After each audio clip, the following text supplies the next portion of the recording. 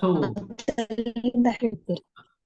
ಕೇಂದ್ರ ಮಂಡಲಕ್ಕೆ ಹೋಗ್ಲಿಕ್ಕೆ ಮುಂಚೆ ಅಹಂನ ಸಾಕಷ್ಟು ಮಾರ್ಪಾಡಾಗತ್ತೆ ಅಂತ ಕೂಡ ಓದಿದ್ವಿ. ಅಹಂ ಮಾರ್ಪಾಡಾದ್ಮೇಲೆ ಸಾಕಷ್ಟು ಮಟ್ಟಿಗೆ ನಮಗೆ ವಿನಮ್ರತೆ, ಪವಿತ್ರತೆ ಮತ್ತೆ ಮುಗ್ಧತೆ ಈ ಮೂರು ಕೂಡ ನಮ್ಮಲ್ಲಿ ಮೈಗೂಡಿರುತ್ತೆ. ಸೊ ನಾವು ಮಗುವಿನ ತರ ಆಗುವವರೆಗೂ ಕೂಡ ನಮಗೆ ಕೇಂದ್ರ ಮಂಡಲದಲ್ಲಿ ಯಾರಿಗೂ ಕೂಡ ಒಳಗಡೆ ಹೋಗ್ಲಿಕ್ಕೆ ಅರ್ಹತೆ ಇಲ್ಲ ಅಂತ ಬರೆದಿರ್ತಾರೆ. ಹಾಗೆ ತಾಯಿಯ ಪ್ರೀತಿ ಮತ್ತು ಪ್ರೇಮ ಒಂದು ಮಗುವಿನ ರಕ್ಷಣೆಯನ್ನು ಮಾಡುತ್ತೋ ಅದೇ ರೀತಿಯಾಗಿ ಕೇಂದ್ರದ ಪ್ರೇಮದ ರಕ್ಷಣೆಯಲ್ಲಿ ನಾವೀಗ ನಮ್ಮನ್ನು ನಾವು ಕಾಣ್ತೀವಿ. ಸೊ ಕೇಂದ್ರಕ್ಕೂ ಮತ್ತು ನಮ್ಮ ಆತ್ಮಕ್ಕೂ ಇರತಕ್ಕಂಥ ಈ ಅವಿನಾಭಾವ ಸಂಬಂಧ ಏನಿದೆ, ಇದು ಯಾಕೆ ವ್ಯಕ್ತ ಆಗತ್ತೆ ಅಂದ್ರೆ ನಮಗೂ ಕೇಂದ್ರಕ್ಕೂ ನಡುವೆ ಇದ್ದಂತ ಅಂತರ ಅಥವಾ ಕಂದಕ ಏನಿದೆ ಅದು ಪೂರ್ತಿ ನಾಶವಾಗೋದಾಗ, ಕರಗಿ ಹೋದಾಗ, ಮುಂಚಿನ ರೀತಿಯಲ್ಲಿ ಯಾವಾಗ ನಮ್ಮ ಆತ್ಮ ಹುಟ್ಟಿತು, ಆ ಆತ್ಮ ಹುಟ್ಟಿದಾಗ ಆತ್ಮಕ್ಕೂ ಕೇಂದ್ರಕ್ಕೂ ಇದ್ದಂತ ಸಂಬಂಧ ಏನು ಮುಂಚಿನ ಸಂಬಂಧ ಇತ್ತು ಅದು ಮರ್ಪಡಿಯಾಗಿ ಕಾಣಿಸ್ಕೊಳ್ಲಿಕ್ಕೆ ಶುರು ಆಗುತ್ತೆ, ಮತ್ತೆ ಅನುಭವಕ್ಕೆ ಬರಲಿಕ್ಕೆ ಶುರು ಆಗುತ್ತೆ. ಇದೆಲ್ಲ ಆಗ್ಲಿಕ್ಕೆ ಯಾವಾಗ ಸಾಧ್ಯ ಅಂದ್ರೆ ನಮ್ಮ ಅಹಂ ಸಾಕಷ್ಟು ಮಟ್ಟಿಗೆ ಮಾರ್ಪಾಡಾಗಿ ತಿಳಿಗೊಂಡಾಗಷ್ಟೇ ಸಾಧ್ಯ. ಯಾವ ಸ್ತರದಲ್ಲಿ ನಮ್ಮ ಅಹಂ ಮಾರ್ಪಾಡಾಗುತ್ತೆ, ಅದು ಮಾರ್ಪಾಡಾಗ್ತಿದ್ದಂಗೆನೆ ನಮ್ಮ ಅದು ಆಧ್ಯಾತ್ಮದಲ್ಲಿ ಅದು ಹೇಗೆ ವ್ಯಕ್ತ ಆಗುತ್ತೆ ಅನ್ನೋದು ಮುಂದಕ್ಕೆ ಒಂದು ಸ್ವಲ್ಪ ವಿವರಣೆ ಕೊಡ್ತಾ ಹೋಗ್ತಾರೆ. ಮೊದಲು ನಾವು ನಾನು ಅನ್ನೋ ಪದ ಉಪಯೋಗಿಸಿದಾಗ ದೇಹದ ಜೊತೆ ಗುರುತಿಸ್ಕೊಳ್ತೀವಿ. ದೇಹ ಮಾಡ್ತಕ್ಕಂಥ ಎಲ್ಲ ಕೆಲಸಕ್ಕೂ ನಾವು ನಾ ಮಾಡ್ತಾ ಇದ್ದೀನಿ ಅಂತ ಹೇಳ್ತೀವಿ. ಸೊ ನಮ್ಮ ಪ್ರಜ್ಞೆ ಏನಾಗಿರುತ್ತೆ, ದೇಹದ ಮೇಲೆ ಅದು ತನ್ನನ್ನು ತಾನು ಗುರುತಿಸ್ಕೊಂಡಿರುತ್ತೆ. ಸೊ ಯಾವುದೇ ಒಂದು ಕೆಲಸ ಯಶಸ್ವಿಯಾಗಿ ಮಾಡ್ತು ಅಂದ್ರೆ ನಾ ಮಾಡಿದೆ ಅಂತ ಹೇಳಿ ನಮ್ಮ ದೇಹನ ನಾವು ಗುರುತಿಸ್ಕೊಳ್ತೀವಿ.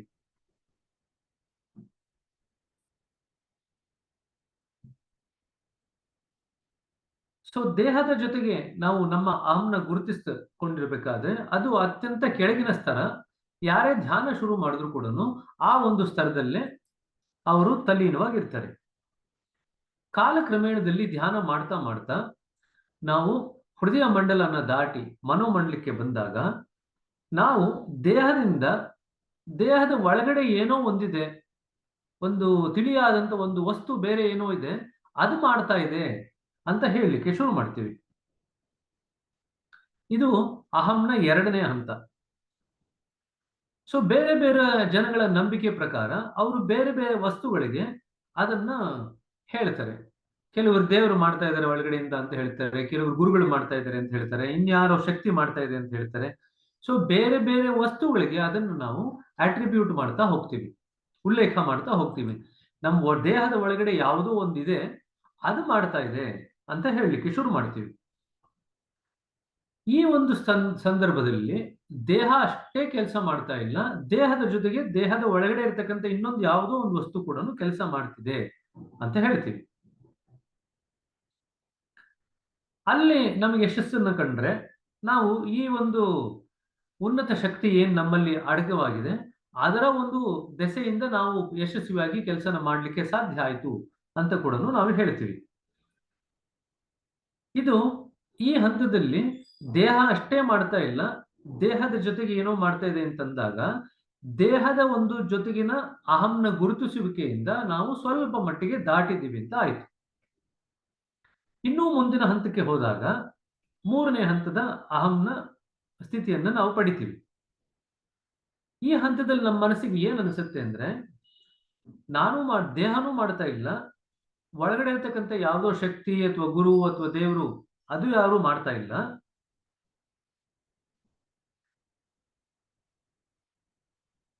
ದೇಹನೂ ಮಾಡ್ತಾ ಇಲ್ಲ, ಮನಸ್ಸು ಮಾಡ್ತಿಲ್ಲ, ಒಳಗಡೆ ಇರ್ತಕ್ಕಂಥ ಯಾವುದೋ ಒಂದು ಶಕ್ತಿ ಕೂಡ ಮಾಡ್ತಾ ಇಲ್ಲ,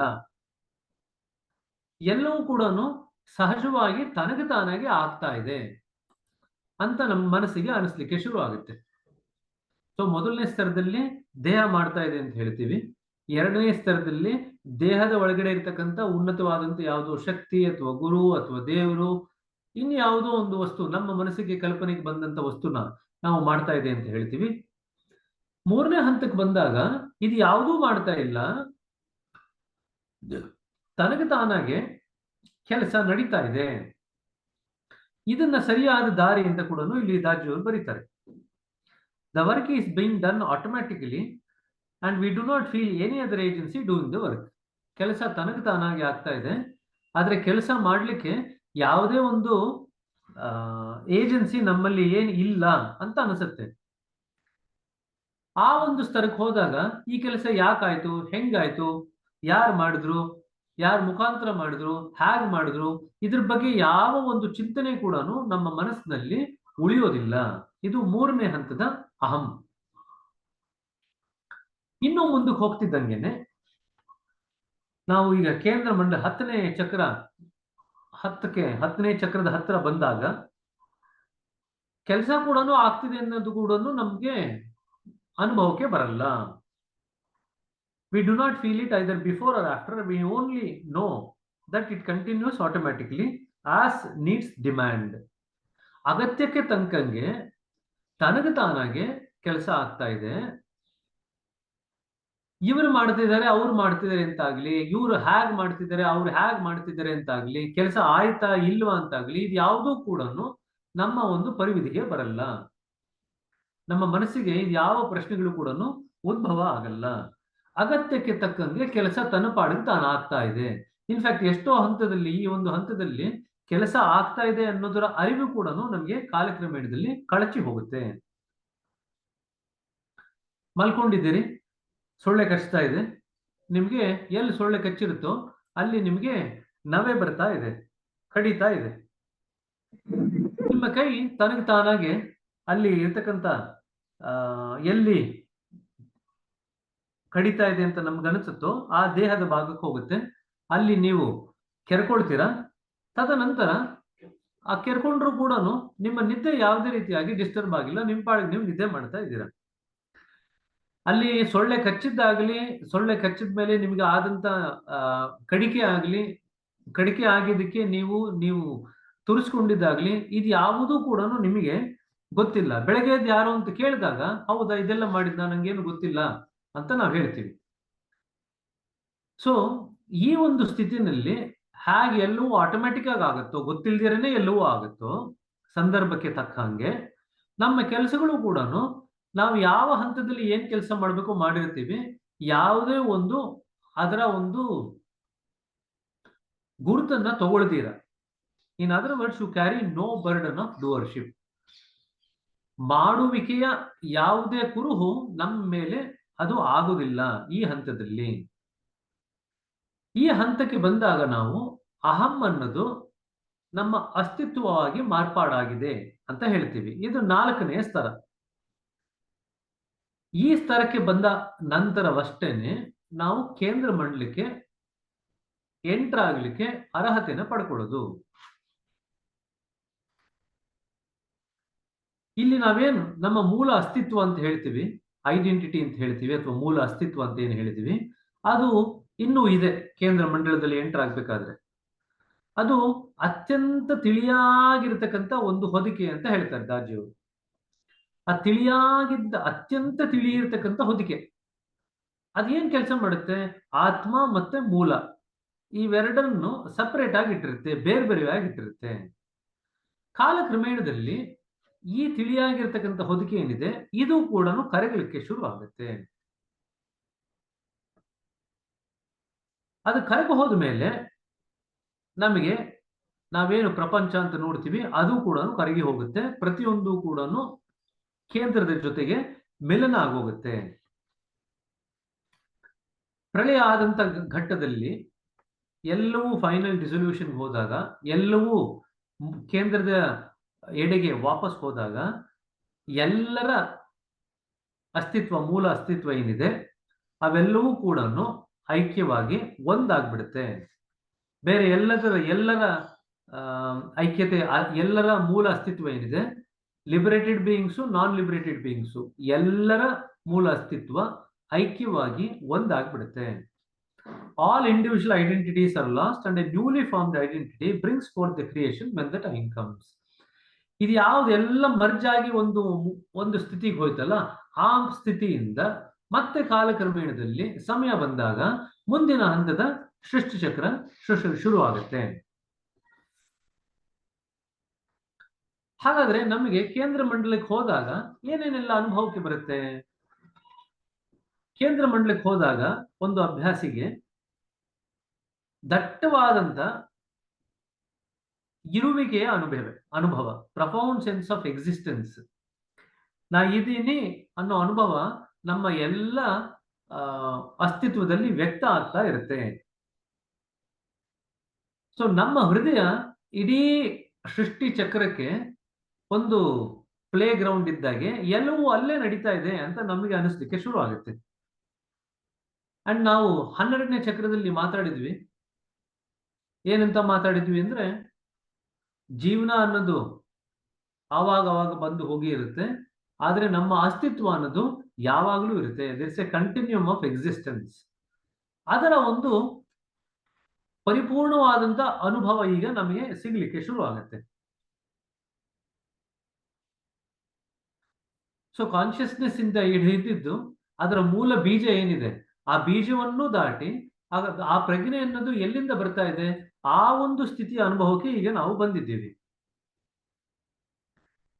ಈ ಒಂದು ಎಡೆಗೆ ಬಂದಾಗ ನಮ್ಮ ಪ್ರಜ್ಞೆ ಏನಾಗುತ್ತೆ, ಇಟ್ ಬಿಕಮ್ಸ್ ಆಲ್ ಪರ್ವೇಸಿವ್, ಎಲ್ಲೆಡೆ ವ್ಯಾಪಿಸಿದೆ. ಮತ್ತೆ ಜಗತ್ನಲ್ಲಿ ನಡೀತಾ ಇರತಕ್ಕಂತ ಒಂದು ರಿದಮ್ ಏನಿದೆ ಅದೆಲ್ಲವೂ ಕೂಡ ನಮ್ಮ ಹೃದಯದಲ್ಲೇ ನಡೀತಾ ಇದೆ. ನಮ್ಮ ಹೃದಯನೇ ಇಡೀ ಜಗತ್ತಿಗೆ ಕೊಡ್ತಾ ಇರತಕ್ಕಂಥ ರಿದಮ್ ಅನ್ನು ಕೊಡ್ತಾ ಇದೆ ಅನ್ನೋ ಒಂದು ಭಾವನೆ ನಮಗೆ ಬರಲಿಕ್ಕೆ ಶುರು ಆಗುತ್ತೆ. ಈ ನಮ್ಮ ಸಾರ್ವತ್ರಿಕವಾದಂತ ಮತ್ತು ಅನಂತವಾದಂತ ನಮ್ಮ ಅಸ್ತಿತ್ವ ಏನಿದೆ, ಆ ಅಸ್ತಿತ್ವ ನಮಗೆ ಅತ್ಯಂತ ಸ್ಪಷ್ಟವಾಗಿ ಅನುಭವಕ್ಕೆ ಬರಲಿಕ್ಕೆ ಶುರು ಆಗುತ್ತೆ. ಸೊ ಈ ಹಂತಕ್ಕೆ ಬಂದಾಗ ಅಭ್ಯಾಸಿಗೆ ತಾನು ಬರೀ ದೈಹಿಕ ಸ್ತರದಲ್ಲಷ್ಟೇ ವ್ಯಕ್ತವಾಗಿಲ್ಲ, ಬೇರೆ ಬೇರೆ ಸ್ತರದಲ್ಲಿ ತಾನು ಅವಿಚ್ಛಿನ್ನವಾಗಿ ವ್ಯಕ್ತವಾಗಿದ್ದೀನಿ ಅನ್ನೋದು ಅವರ ಮನಸ್ಸಿಗೆ ಅನುಭವದ ಮುಖಾಂತರ ಗೊತ್ತಾಗುತ್ತೆ. ಈ ಒಂದು ಹಂತಕ್ಕೆ ಬಂದಾಗ ನಮ್ಮ ಅಸ್ತಿತ್ವ ಅನ್ನೋದೇನಿದೆ ಅದು ಯಾವುದೇ ಕಾಲದ ಪರಿಮಿತಿ ಒಳಗಡೆ ಇಲ್ಲ. ದೇಶ ಕಾಲಾತೀತ ಅಂತ ಕರಿತೀವಿ ನಾವು. ದೇಶ ಕಾಲಾತೀತ ಅಂದ್ರೆ it's beyond space and time ಅಂತ ಹೇಳಿದಂಗೆ, ನಮ್ಮ ಅಸ್ತಿತ್ವ ಅನ್ನೋದು ದೇಶ ಮತ್ತೆ ಕಾಲ ಇವೆರಡನ್ನು ಮೀಡಿರತಕ್ಕಂಥ ಒಂದು ವಸ್ತು. ಅದು ನಮಗೆ ಗ್ರಹಿಕೆ ಬರುತ್ತೆ. ತಾನು ಸಮಯದ ಪರಿಮಿತಿ ದಾಟಿರ್ತಕ್ಕಂಥ ಒಂದು ವಸ್ತು, ತಾನು ಅನಂತವಾಗಿರ್ತಕ್ಕಂಥ ಒಂದು ಸ್ವರೂಪದವನು ಅನ್ನೋದೆಲ್ಲವೂ ಕೂಡ ನಮಗೆ ಸ್ಪಷ್ಟವಾಗಿ ವ್ಯಕ್ತವಾದಾಗ ಇನ್ನೊಂದು ಏನ್ ನಮಗೆ ಅನುಭವಕ್ಕೆ ಬರುತ್ತೆ ಅಂದ್ರೆ, ಸೃಷ್ಟಿ ಆಗಿರ್ತಕ್ಕಂಥ ಎಲ್ಲ ವಸ್ತುಗಳು ಕೂಡ ಒಂದರಿಂದ ಇನ್ನೊಂದೆಡೆಗೆ ಕನೆಕ್ಷನ್ ಅನ್ನ ಹೊಂದಿದೆ, ಅವಿಚ್ಛಿನ್ನವಾದಂತ ಸಂಬಂಧವನ್ನು ಹೊಂದಿದೆ. ಪ್ರತಿಯೊಂದು ಸೃಷ್ಟಿನಲ್ಲಿ ಇರತಕ್ಕಂಥ ಪ್ರತಿಯೊಂದು ವಸ್ತು ಕೂಡ ಬೇರೆವಿನ ವಸ್ತು ಒಂದೊಂದಿಗೆ ತನ್ನದೇ ಆದಂತ ಸಂಬಂಧವನ್ನು, ಬಾಂಧವ್ಯವನ್ನು ಹೊಂದಿದೆ ಅಂತ ಕೂಡ ನಮಗೆ ಗೊತ್ತಾಗುತ್ತೆ. ಅಂಡ್ ಅಲ್ಟಿಮೇಟ್ಲಿ ಮೂಲದ ಸ್ತರದಲ್ಲಿ ಕೇಂದ್ರಕ್ಕೂ ಮತ್ತು ನಮಗೂ, ನಮ್ಮ ಮೂಲ ಅಸ್ತಿತ್ವಕ್ಕೂ ಯಾವುದೇ ರೀತಿಯಾದಂತ ಬೇರ್ಪಡಿಸುವಿಕೆ ಇಲ್ಲ ಅನ್ನೋದು ನಮಗೆ ಮನದಟ್ಟಾಗುತ್ತೆ.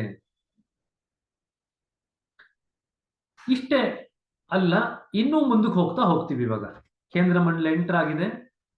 ಸೊ ನಮ್ಮ ಏನ್ ತಿಳಿಯಾದಂತ ಒಂದು ಕವಚ ಏನಿತ್ತು ಕೇಂದ್ರಕ್ಕೂ ಮತ್ತು ನಮ್ಮ ಮೂಲ ಅಸ್ತಿತ್ವಕ್ಕೂ, ಅದು ಈಗ ಕರಗಲಿಕ್ಕೆ ಶುರು ಆಗಿದೆ. ಆ ಕರಗ್ತಾ ನಮ್ಮ ಹೃದಯನೇ ಇಡೀ ವಿಶ್ವದ ಒಂದು ಪ್ರದೇಶವಾಗಿ ಮಾರ್ಪಾಡಾಗಿ ನಮ್ಮ ಹೃದಯದಿಂದನೇ ಇಡೀ ವಿಶ್ವ ತನ್ನ ಚಲನೆಯನ್ನು ತಾನು ತೋರಿಸ್ತಾ ಇದೆ ಅನ್ನೋದು ನಮಗೆ ಅನಿಸ್ಲಿಕ್ಕೆ ಶುರು ಆಗುತ್ತೆ. ಇನ್ನೂ ಮುಂದಕ್ಕೆ ಹೋಗ್ತಿದ್ದಂಗೆನೆ 7 ಜ್ಯೋತಿರ್ಮಯ ವೃತ್ತಗಳು ಸಿಗುತ್ತೆ. ಇಲ್ಲಿ ಬಾಬೂಜಿಯವರು ಇದರ ಬಗ್ಗೆ ಸಾಕಷ್ಟು ವರ್ಣನೆಯನ್ನು ಕೊಟ್ಟಿದ್ದಾರೆ. ಸಾಕಷ್ಟು ಶಕ್ತಿ ಅದರಿಂದ ಹೊರ ಹೊಮ್ತಾ ಇದೆ ಕೇಂದ್ರದಿಂದ. ಅದರ ಸುಂದರತೆಯನ್ನು ನಾವು ವ್ಯಕ್ತ ಮಾಡಬೇಕು ಅಂದ್ರೆ ಅದನ್ನ ವ್ಯಕ್ತ ಮಾಡ್ಲಿಕ್ಕೆ ಸಾಧ್ಯ ಆಗಲ್ಲ. ಆದ್ರೆ ಇಲ್ಲಿ ಸಿಗ್ತಕ್ಕಂಥ 7 ಜ್ಯೋತಿರ್ಮಯ ವೃತ್ತಗಳಿದೆಯಲ್ಲ, ಒಂದೊಂದನ್ನೇ ನಾವು ನಿಧಾನಕ್ಕೆ ದಾಟಿ ಹೋಗ್ತೀವಿ. ಹೇಗೆ ದಾಟ್ತೀವಿ ಅಂದ್ರೆ ನಡ್ಕೊಂಡು ದಾಟಲ್ಲ. ಈಗ ಸಮುದ್ರದಲ್ಲಿ ಅಲೆಗಳು ಬರ್ತಿತ್ತು ಅಂದ್ರೆ, ನಾವು ಅಲ್ಲಿ ಮಲ್ಕೊಂಡಿತ್ತು ಅಂದ್ರೆ, ನೀರಿನ ಮೇಲೆ ಫ್ಲೋಟ್ ಮಾಡ್ತಿತ್ತು ಅಂದ್ರೆ, ಆ ಅಲೆಯನ್ನೇ ನಮ್ಮನ್ನ ಹೇಗೆ ಮೇಲೆ ಕೆಳಗಡೆ ತಗೊಂಡು ಹೋಗುತ್ತೋ, ಅದೇ ರೀತಿಯಾಗಿ ಕೇಂದ್ರದಿಂದ ಬರ್ತಾ ಇರತಕ್ಕಂಥ ಏನು ಕಂಪನಗಳೇನಿದೆ, ಅದು ಅಲೆ ರೂಪದಲ್ಲಿ ಶಕ್ತಿಯಾಗಿ ವ್ಯಕ್ತ ಆಗ್ತಾ ಇದೆ. ನಾವೀಗ ವಿರುದ್ಧ ದಿಕ್ಕಿನಲ್ಲಿ ಕೇಂದ್ರದ ಎಡೆಗೆ ಹೋಗ್ತಾ ಇದ್ದೀವಿ. ಕೇಂದ್ರದ ಎಡೆಗೆ ಹೋಗ್ಬೇಕಾದ್ರೆ ಗುರುವಿನ ಶಕ್ತಿಯ ಸಹಾಯದಿಂದ ಆ ಅಲೆಗಳನ್ನ ನಾವು ಮೇಲಿಂದ ಕೆಳಗಡೆ ನಾವು ಈಜ್ತಾ ಇಲ್ಲ, ತನಗೆ ತಾನಾಗೆ ಹೋಗ್ತಾ ಇದೆ. ಅಲ್ಲಿ ಈಜ್ಲಿಕ್ಕೆ ನಮಗೆ ಮನಸ್ಸು ಇಲ್ಲ, ಇಚ್ಛೆ ಇಲ್ಲ, ಪ್ರಜ್ಞೆ ಇಲ್ಲ, ನಮಗೇನು ಇಲ್ಲ ಅಲ್ಲಿ. ಹಾಗಾದ್ರೆ ನಮಗೇನಿದೆ ಅಲ್ಲಿ? ನಮ್ಮ ಮೂಲ ಅಸ್ತಿತ್ವ ಇದೆ, ಅರಿವಿದೆ. ಇದು ಎರಡೇ ನಮ್ಮ ಹತ್ರ ಇರ್ತಕ್ಕಂಥದ್ದು. ಈಗ ಈ ಎರಡನ್ನ ಇಟ್ಕೊಂಡು ನಾವು ಈಜಲಿಕ್ಕೆ ನಮಗೆ ಯಾವುದೇ ಸಾಧನ ಇಲ್ಲ ಅಲ್ಲಿ, ನಮ್ಮದೇ ಆದಂತ ಶಕ್ತಿ ಕೂಡ ಇಲ್ಲ.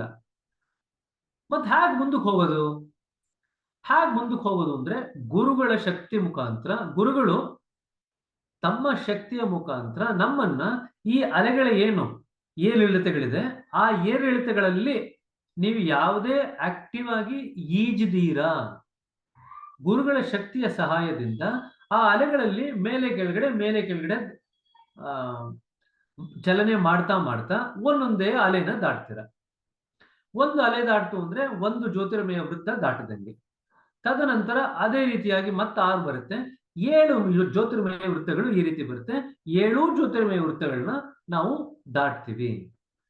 ಹಾಗಾದ್ರೆ ಇಲ್ಲಿ ಏನಾಗುತ್ತೆ ಅಂದ್ರೆ, ನಮ್ಮ ಮೂಲ ಅಸ್ತಿತ್ವ ಅಂತ ನಾವೇನ್ ಮಾತಾಡಿದ್ವಲ್ಲ, ಆ ಮೂಲ ಅಸ್ತಿತ್ವದಲ್ಲೂ ಕೂಡ ಸ್ವಲ್ಪ ಮಟ್ಟಿಗೆ ಡೆನ್ಸ್ನೆಸ್ ಇತ್ತು, ಗಾಢತೆ ಇತ್ತು. ಈಗ ಆ ಗಾಢತೆ ಕೂಡ ಈಗ ನಾವು ಅದನ್ನ ಕಳ್ಕೊಳ್ತೀವಿ. ನಮ್ಮ ಮೂಲ ಅಸ್ತಿತ್ವ ಕೂಡ ತಿಳಿಯಾಗ್ಲಿಕ್ಕೆ ಶುರು ಆಗುತ್ತೆ. ಇದುವರೆಗೂ ಏನ್ ತಿಳಿಯಾಗ್ತಾ ಇತ್ತು? ಮೂಲ ಅಸ್ತಿತ್ವದಿಂದ ಹೊರಗಡೆ ಬಂದಿರತಕ್ಕಂತ ಏನು ಅಹಂ ಇತ್ತು, ಅದು ಈಗ ತಿಳಿಯಾಗಿದೆ. ಅಹಂನ ಕವಚವನ್ನು ದಾಟಿ ನಾವು ನಮ್ಮ ಮೂಲ ಅಸ್ತಿತ್ವ ಏನಿತ್ತು, our identity which was there at the time of our self are the true self being born, ನಮ್ಮ ಆತ್ಮ ಯಾವಾಗ ಹುಟ್ಟಿತ್ತು ಪರಮಾತ್ಮನಿಂದ, ಆ ಒಂದು ಸ್ತರಕ್ಕೆ ಬಂದ್ವಿ. ಬಟ್ ನಾವು ಸೃಷ್ಟಿ ಆದಾಗ ಏನಿತ್ತು ಅಂತ ಒಂದ್ಸತಿ ನಾವು ಮೆಲ್ಕ್ ಹಾಕಿ ನೋಡಿದಾಗ, ಸೃಷ್ಟಿ ಆದಾಗ 3 ಇತ್ತು ಅಂತ ಹೇಳಿದ್ವಿ. ಅವತ್ತು ಸ್ಯಾಡ್ ಅಂತ ಹೇಳಿದ್ವಿ ನಾವು. ಅದಕ್ಕೆ ಆಕ್ರೋನಿಮ್ ಕೊಟ್ಟಾಗ ಸ್ಯಾಡ್ ಅಂತ ಹೇಳಿದ್ವಿ. ಐಡಿಯಾ ಆಫ್ ಸಪರೇಟ್ನೆಸ್ ಇತ್ತು, ಗಾಬರಿ ಇತ್ತು, ಆತಂಕ ಇತ್ತು ನಮ್ಗಲ್ಲಿ, ಎಲ್ಲೋ ಬಂದ್ಬಿಟ್ಟಿದ್ದೀನಿ, ಏನೋ ಆಗ್ಬಿಟ್ಟಿದ್ದೀನಿ ಅಂತ. ತದನಂತರ ನಮಗೆ ಡಿಸೈರ್ ಬಂತು. ನಾ ಮತ್ತೆ ಪರಮಾತ್ಮನ ಜೊತೆಗೆ ನನ್ನ ಮುಂಚೆ ಇದ್ದಂತ ನನ್ನ ಸಂಬಂಧ ಏನಿತ್ತು ಅದನ್ನು ಮತ್ತೊಮ್ಮೆ ನಾನು ಗಳಿಸ್ಕೋಬೇಕು ಅನ್ನೋ ಒಂದು ಆಸೆ ಹುಟ್ಟಿತು. ಸೊ 3 ಇತ್ತು. ಐಡಿಯಾ ಆಫ್ ಸಪರೇಟ್ನೆಸ್, ಪರಮಾತ್ಮನಿಂದ ನಾನು ಬೇರ್ಪಾಡಾಗ್ಬಿಟ್ಟಿದ್ದೀನಿ ಅಥವಾ ಬೇರೆ ಆಗ್ಬಿಟ್ಟಿದ್ದೀನಿ, ಐಡಿಯಾ ಆಫ್ ಸಪರೇಟ್ನೆಸ್. ಆ ಐಡಿಯಾ ಸಪರೇಟ್ನೆಸ್ ಬಂದಿದ್ದಂಗೆನೆ ನಮ್ಗೆ ಆತಂಕ ಶುರು ಆಗುತ್ತೆ, ಭಯ ಆಗುತ್ತೆ. ಆ ಭಯದ ಜೊತೆಗೇನೆ ನಮಗೆ ಆಸೆ ಕೂಡ ಹುಟ್ಟುತ್ತೆ. ಯಾಕೆ? ಈ ಭಯನ ನಿವಾರಣೆ ಮಾಡ್ಕೋಬೇಕು, ಬೇರ್ಪಡಿಸುವಿಕೆಯ ಮನೋಭಾವ ಏನ್ ಬಂದಿದೆ ಅದನ್ನು ಹೋಗಲಾಡಿಸ್ಕೋಬೇಕು. ಇದೆರಡನ್ನೂ ಹೋಗಲಾಡಿಸ್ಕೊಳ್ಳಿಕ್ಕೆ ನಮ್ಗೆ ಆಸೆ ಬರುತ್ತೆ. ಆಸೆ ಏನಂತ ಬರುತ್ತೆ? ಪರಮಾತ್ಮನ ಜೊತೆ ನಮ್ಮ ಆತ್ಮದ ಮುಂಚಿನ ಸಂಬಂಧ ಏನಿತ್ತು ಅದನ್ನು ನಾವು ಮರಗಳಿಸ್ಕೋಬೇಕು. ಅದನ್ನ ಗಳಿಸ್ಕೋಬೇಕು ಅಂತ ಏನು ಮತ್ತೆ ನಮ್ಗೆ ಆಸೆ ಹುಟ್ಟುತ್ತೆ. ಆ ಒಂದು ಆಸೆಯ ಎಡೆಯಿಂದಾನೇ ಇಷ್ಟೆಲ್ಲ ನಾಟಕ ನಡೆದಿರೋದು. ಅಲ್ಲಿ ಆಸೆ ಏನ್ ಬಂದಿತ್ತು ಅದನ್ನ ನಾವು ಸರಿಯಾದಂತ ರೀತಿಯಲ್ಲಿ ಅದನ್ನ ಅಲ್ಲೇ ತೀರ್ಸ್ಕೊಂಡ್ಬಿಟ್ಟಿದ್ರೆ, ನಾವು ಮತ್ತೆ 13ನೇ ಬಿಂದುವಿನಿಂದ ಹೊರಗಡೆ ಬಂದು 1ನೇ ಬಿಂದುವರೆಗೂ ನಾವು ಈ ಒಂದು ಜನ್ಮಗಳನ್ನ ತಾಳಿ, ಇಷ್ಟೊಂದು ಲಕ್ಷಾಂತರ ಜನ್ಮಗಳನ್ನ ತಾಳಿ, ಬೇರೆ ಬೇರೆ ಲೋಕದಲ್ಲಿ ಹುಟ್ಟಿ, ಇದೆಲ್ಲ ಏನೆಲ್ಲ ನಡೆದಿದೆಯಲ್ಲ, ಇದು ಯಾವುದೂ ನಡೆಯುವಂತ ಅಗತ್ಯನೇ ಇರಲಿಲ್ಲ. ಆದ್ರೆ ನಮ್ಮ ಮನಸ್ಸನ್ನ ನಾವು ಪರಮಾತ್ಮನ ಎಡೆಗೆ ತಿರುಗಿಸ್ದಿರಾ, ನಮ್ಮ ಮನಸ್ಸನ್ನ ನಾವು ಪರಮಾತ್ಮನಿಗೆ ವಿಮುಖವಾಗಿ ವಿರುದ್ಧ ದಿಕ್ಕಿನಲ್ಲಿ ನಮ್ಮ ಮನಸ್ಸನ್ನ ನಾವು ತಿರುಗಿಸಿದಾಗ, ಆತ್ಮದ ದೃಷ್ಟಿಯನ್ನು ನಾವು ತಿರುಗಿಸಿದಾಗ, ನಾವು ಈ ಎಲ್ಲ ಜನ್ಮಗಳನ್ನ ತಗೊಳ್ಳುವಂತ ಅಗತ್ಯ ಬಿತ್ತು. ಸೊ ಹಾಗಾಗಿ ಈಗೇನಾಗಿದೆ, ನಾವು ಈ ಎಲ್ಲ ಜನ್ಮಗಳಲ್ಲಿ ಏನೇನು ಯಾವ್ಯಾವ್ದ್ರಲ್ಲೆಲ್ಲ ಸಿಕ್ಕಾಕೊಂಡಿದ್ವಿ ಎಲ್ಲವನ್ನೂ ತೊಡೆದು ಹಾಕಿ ನಮ್ಮ ಮೂಲ ಅಸ್ತಿತ್ವ ಏನಿತ್ತು ಆತ್ಮ ಹುಟ್ಟಿದಾಗ ಆ ಒಂದು ಅಸ್ತಿತ್ವಕ್ಕೆ ಬಂದ್ವಿ. ಅಲ್ಲಿ ಬಂದಾಗ ನಮಗ್ ಮತ್ತೆ ಹಳೇದ್ ನೆನಪಾಗುತ್ತೆ. ಏನ್ ನೆನಪಾಯ್ತು? ಓ, ಪರಮಾತ್ಮನಿಂದ ನಾನು ಬೇರ್ಪಟ್ಬಿಟ್ಟಿದ್ದೆ, ಅವಾಗ ನಂಗೆ ಭಯ ಆಗಿತ್ತು, ಅವಾಗ ನಂಗೆ ಆಸೆ ಬಂದಿತ್ತು, ಈಗಲಾದ್ರೂ ಕೂಡ ಆಸೆ ನಾವು ತೀರಿಸ್ಕೊಬೋಣ. ಹಾಗಾದ್ರೆ ಇನ್ಯಾವ್ದಾರ ಪ್ರಶ್ನೆ ಕೇಳ್ಬೋದು, ಹಾಗಾದ್ರೆ ಅಲ್ಲೇ ಆಸೆ ತೀರಿಸ್ಕೋಬೋದಿತ್ತಲ್ಲ, ಇಷ್ಟೊಂದೆಲ್ಲ ಯಾಕೆ ಒದ್ದಾಡ್ಬೇಕಿತ್ತು ಅಂತ. ಅಲ್ಲಿ ಆಸೆ ಯಾಕೆ ತೀರಿಸ್ಕೊಳ್ಲಿಕ್ಕೆ ಸಾಧ್ಯ ಆಗ್ಲಿಲ್ಲ ಅಂದ್ರೆ, ಅಲ್ಲಿ ಬೇಕಾಗಿದ್ದಂತ ಒಳನೋಟದ ದೃಷ್ಟಿ ಏನಿದೆ ಅದಿನ್ನೂ ಬೆಳೆದಿರಲಿಲ್ಲ. ಹೊರಗಡೆ ನೋಡೋದನ್ನ ನಮ್ಮ ಆತ್ಮ ಕತ್ಕೊಂಡ್ಬಿಡ್ತು, ಆದ್ರೆ ವಾಪಸ್ಸು ಮರಳಿ ಪರಮಾತ್ಮನೆಡೆಗೆ ನೋಡೋದನ್ನ ಅದು ವಾಪಸ್ಸು ಗಳಿಸ್ಕೊಳ್ಳಿಲ್ಲ. ಯಾವಾಗ ಅದು ಅದನ್ನು ಗಳಿಸ್ಕೊಳ್ಳಿಲ್ವೋ ತನಗೆ ತಾನಾಗೆ ದೇಹ ಮತ್ತು ಮನಸ್ಸಿನ ಅವಶ್ಯಕತೆ ಬೀಳುತ್ತೆ. ಆವಾಗ ಕಾಲಕ್ರಮೇಣದಲ್ಲಿ ನಮಗೆ ದೇಹ ಮತ್ತು ಮತ್ತೆ ಮನಸ್ಸು ವ್ಯಕ್ತ ಆಗ್ಲಿಕ್ಕೆ ಶುರು ಆಗುತ್ತೆ. ಒಂದೊಮ್ಮೆ ಆತ್ಮ ಪರಮಾತ್ಮನಿಂದ ವಿಮುಖವಾಗಿ ಬೇರೆ ದಿಕ್ಕಿನಲ್ಲಿ ಏನ್ ನೋಡ್ತಾ ಇತ್ತು, ಅದು ಪರಮಾತ್ಮನ ಎಡೆಗೆ ತನ್ನ ದೃಷ್ಟಿನ ಬದಲಾವಣೆ ಮಾಡೋದ್ರಲ್ಲಿ ಸಫಲ ಆಗೋಗಿದ್ದಿದ್ರೆ ನಮಗೆ ಮನಸ್ಸು ಮತ್ತೆ ದೇಹದ ಅವಶ್ಯಕತೆನೇ ಬರ್ತಾ ಇರಲಿಲ್ಲ. ಇಲ್ಲಿ ಕೂಡ ನಾವು ಧ್ಯಾನದಲ್ಲಿ ನಾವೇನ್ ಮಾಡ್ತೀವಿ ಅಂದ್ರೆ ಅಂತರ್ಮುಖವಾಗಿ ನೋಡೋದನ್ನ ಕಲಿತೀವಿ. This is what we do. ಧ್ಯಾನ ಬಿಟ್ಟು ಯಾವ ಕೆಲಸದಲ್ಲೂ ಕೂಡ ನಾವು ಪೂರ್ತಿ ಅಂತರ್ಮುಖಿಯಾಗಿ ನೋಡ್ಲಿಕ್ಕೆ ಪ್ರಯತ್ನ ಪಡಲ್ಲ. ಬರೀ ಧ್ಯಾನದಲ್ಲಷ್ಟೇನೆ ನಾವು ಪ್ರಯತ್ನ ಪಡ್ತೀವಿ. ಅದೇ ರೀತಿಯಾಗಿ ಇದು ನಾವು ಅಭ್ಯಾಸ ಮಾಡ್ತಾ ಮಾಡ್ತಾ ನಮಗೆ ಧ್ಯಾನ ಕರಗತ ಆಗ್ತಾ ಆಗ್ತಾ ಆಗ್ತಾ ಏನಾಗುತ್ತೆ, ಮನಸ್ಸು ಮತ್ತೆ ದೇಹ ಹೇಗೆ ಹೊರಗಡೆ ನೋಡೋದನ್ನ ಬಿಡುತ್ತೋ ಕಾಲಕ್ರಮೇಣದಲ್ಲಿ ನಮ್ಮ ಆತ್ಮವೂ ಕೂಡ ಹೊರಗಡೆ ನೋಡೋದನ್ನ, ತನ್ನ ಚಾಳಿ ಏನಿದೆ ಅದನ್ನ ಬಿಟ್ಟು ಒಳಗಡೆ ನೋಡ್ಲಿಕ್ಕೆ ಶುರು ಮಾಡುತ್ತೆ. ಹಾಗಾದ್ರೆ ಆತ್ಮ ಒಳಗಡೆ ನೋಡ್ಲಿಕ್ಕೆ ಶುರು ಮಾಡ್ತಿದ್ದಂಗೆ ಏನಾಗುತ್ತೆ, ನಮ್ಮ ದೇಹ ಮತ್ತೆ ಮನಸ್ಸಿನ ಅಂಟುವಿಕೆ ಏನಿದೆ, ಅಂಟುವಿಕೆ ನಮಗೆ ಕಡಿಮೆ ಆಗುತ್ತೆ.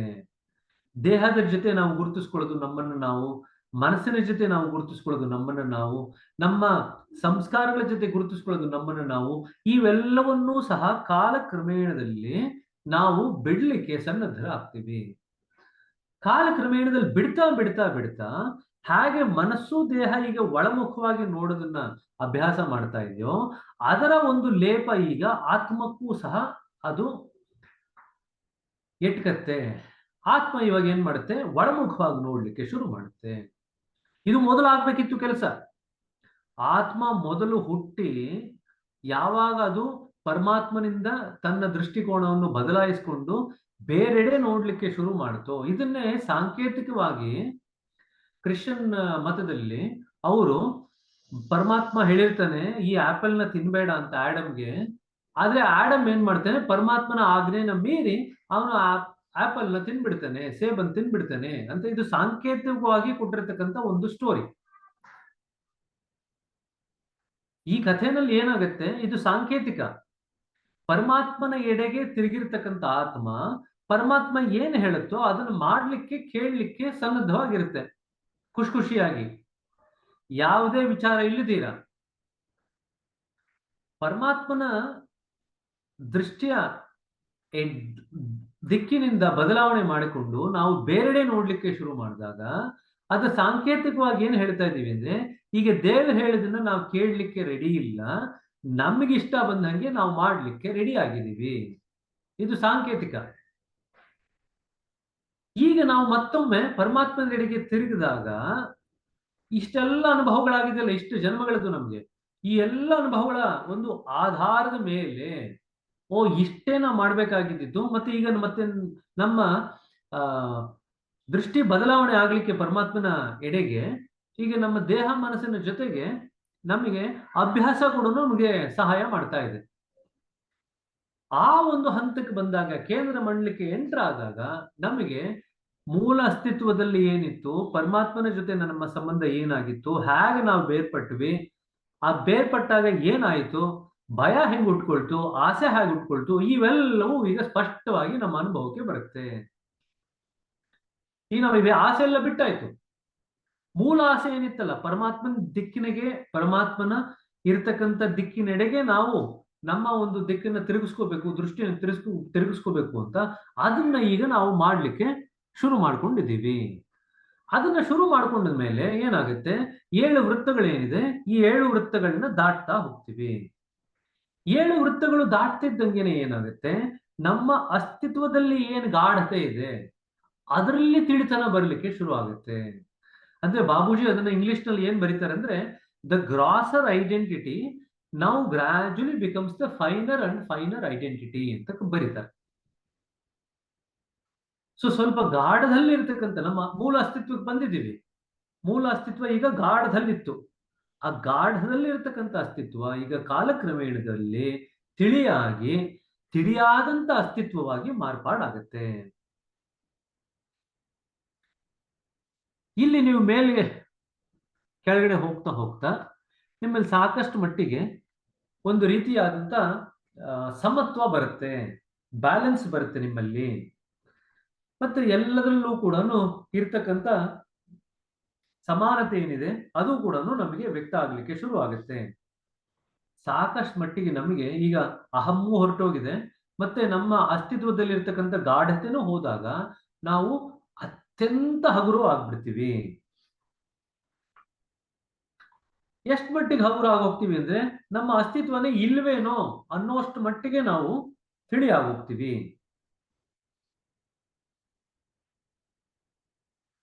ಸೊ ಇಲ್ಲಿ ಅಲೆಗಳ ಜೊತೆ ಕೆಲವರೆಲ್ಲ ಆಟ ಆಡ್ತಾರಲ್ವಾ, ಸರ್ಫಿಂಗ್ ಎಲ್ಲ ಮಾಡ್ತಾರಲ್ವಾ, ಅವರ ಒಂದು ಮನಸ್ಸಿನ ಭಾವನೆ ಕೂಡ ಇಲ್ಲಿ ದಾಜಿಯವರು ವ್ಯಕ್ತಪಡಿಸಿದ್ದಾರೆ. ಹಾಗಾದ್ರೆ ಈ ಒಂದು ಅಲೆಗಳನ್ನ ನಾವು ಮೇಲೆ ಕೆಳಗಡೆ ದಾಟಿ ಹೋಗ್ಬೇಕಂದ್ರೆ ನಮ್ಮ ಒಂದು ಧೋರಣೆ ಯಾವ ರೀತಿನಲ್ಲಿ ಇರ್ಬೇಕು? ನಮ್ಮ ಧೋರಣೆ ಯಾವ ರೀತಿನಲ್ಲಿ ಇರ್ಬೇಕಂದ್ರೆ ಪರಿಪೂರ್ಣವಾದಂತ ಯಾವುದೇ ಪ್ರಶ್ನೆ ಇಲ್ಲದೆ ಇರತಕ್ಕಂತ ವಿನಮ್ರತೆಯ ಸ್ಥಿತಿಯಲ್ಲಿ ಇರಬೇಕು ಅಂತ ಬರೀತಾರೆ. ಧೂಳಿನ ಕಣಕ್ಕೂ ಕೂಡ ಅದಕ್ಕೂ ಕೂಡ ನಿಕೃಷ್ಟವಾಗಿದ್ದೀವಿ ನಾವು. ಧೂಳಿನ ಕಣನೇ ನಮಗಿಂತ ದೊಡ್ಡದು ಅನ್ನೋ ಒಂದು ಹಂತದಲ್ಲಿ ಈಗ ನಮ್ಮನ್ನು ನಾವು ಕಾಣ್ಕೊಳ್ತೀವಿ. ನಾವು ಎಷ್ಟು ವಿನಮ್ರವಾಗಿರ್ತೀವೋ ಅಷ್ಟೇ ಮೇಲಕ್ಕೆ ಮತ್ತೆ ಈ ಅಲೆಯನ್ನು ದಾಟ್ಲಿಕ್ಕೆ ಸಾಧ್ಯ ಆಗುತ್ತೆ. 7 ವೃತ್ತಗಳನ್ನ ದಾಟಿದ ಮೇಲೆ ಅನಂತವಾದ ಸಾಗರ ಇದೆ. ಆ ಅನಂತವಾದ ಸಾಗರದಲ್ಲಿ ನಮ್ಮ ಈಜುವಿಕೆ ಈಗ ಶುರುವಾಗುತ್ತೆ. ಇದು ಕಡೆಯ ಹಂತ ಅಂತ ಕೂಡ ಬಾಬೂಜಿಯವರು ಬರೆದಿರೋದ್ರಿಂದ ದಾಜಿಯವರು ಇಲ್ಲಿ ಉಲ್ಲೇಖ ಮಾಡ್ತಾರೆ.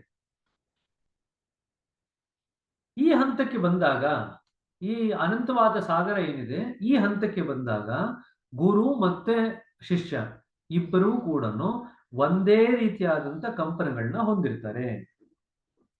ಗುರು ಮುಂದ್ಗಡೆ ಹೋಗ್ತಾ ಇರ್ತಾರೆ.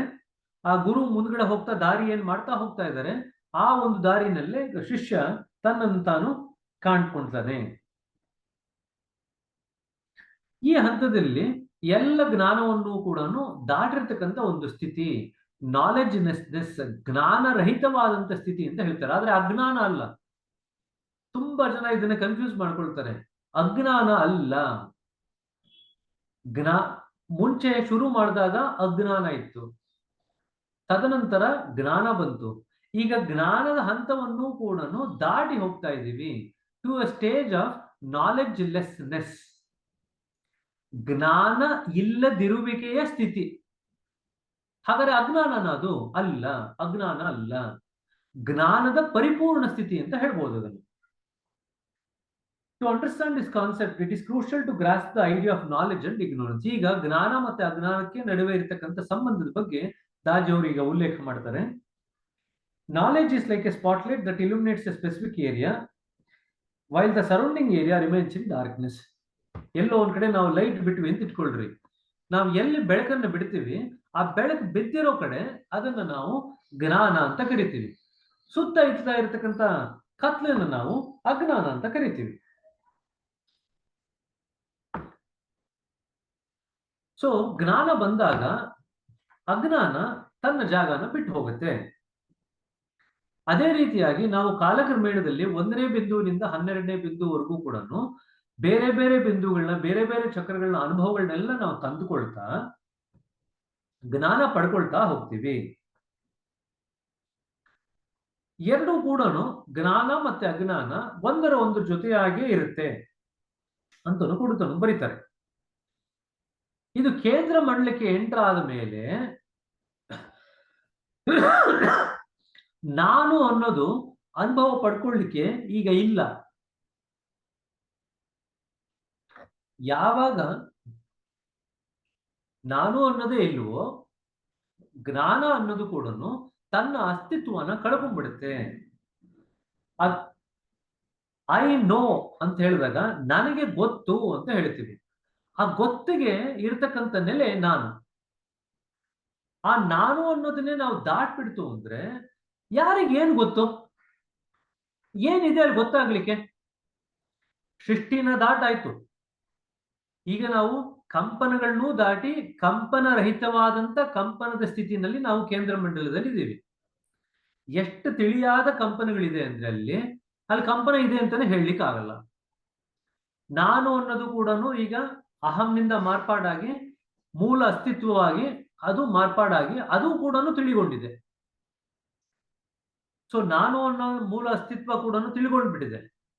ಮತ್ತೆ ಕಂಪನ ರಹಿತವಾದಂತ ಕಂಪನದ ಸ್ಥಿತಿನಲ್ಲಿ ನಾವು ಈಗ ಅನಂತದ ಸಾಗರದಲ್ಲಿ ನಮ್ಮನ್ನು ನಾವು ಈಜ್ತಾ ಇರೋದನ್ನ ಕಾಣ್ತೀವಿ ಗುರುಗಳ ಜೊತೆಗೆ ಅದೇ ಕಂಪನಗಳ ರೀತಿನಲ್ಲಿ.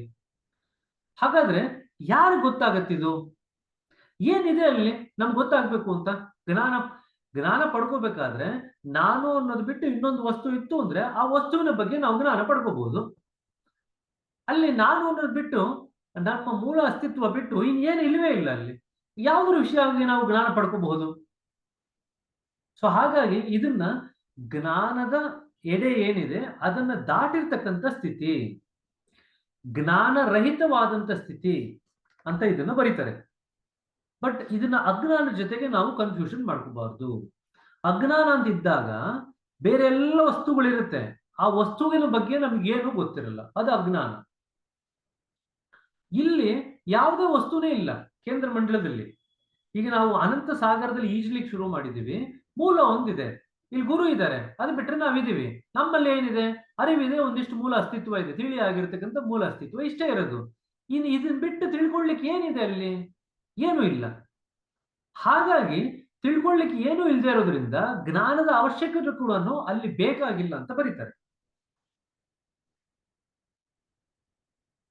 Such an individual arrives at a condition that can be called as non-beingness.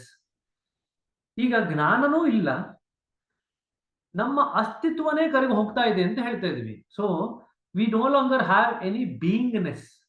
ಇರುವಿಕೆಯ ಅನುಭವ ಕೂಡ ನಮಗೆ ಈಗ ಕರಗಿ ಹೋಗ್ತಾ ಇದೆ. ಇನ್ನೊಂಚೂರು ಮುಂದೆ ಅದನ್ನ ಎಕ್ಸ್ಪ್ಲೇನ್ ಮಾಡ್ತಾರೆ.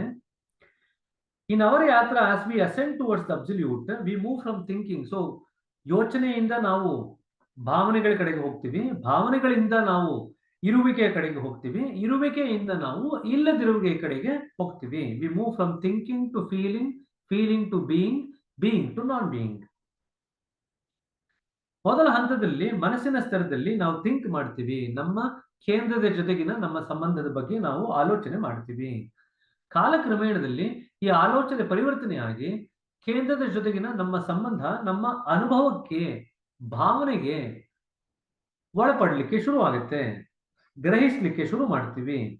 ಕಾಲಕ್ರಮೇಣದಲ್ಲಿ ಏನಾಗುತ್ತೆ, ಇನ್ನೂ ಮುಂದಕ್ಕೆ ಹೋಗ್ತಾ ಹೋಗ್ತಾ ನಾವು ಆ ಕೇಂದ್ರದ ಜೊತೆಗೆ ಜೊತೆಯಾಗಿ ನಾವು ಕೇಂದ್ರದ ತರಾನೇ ಮಾರ್ಪಾಡಾಗ್ತೀವಿ.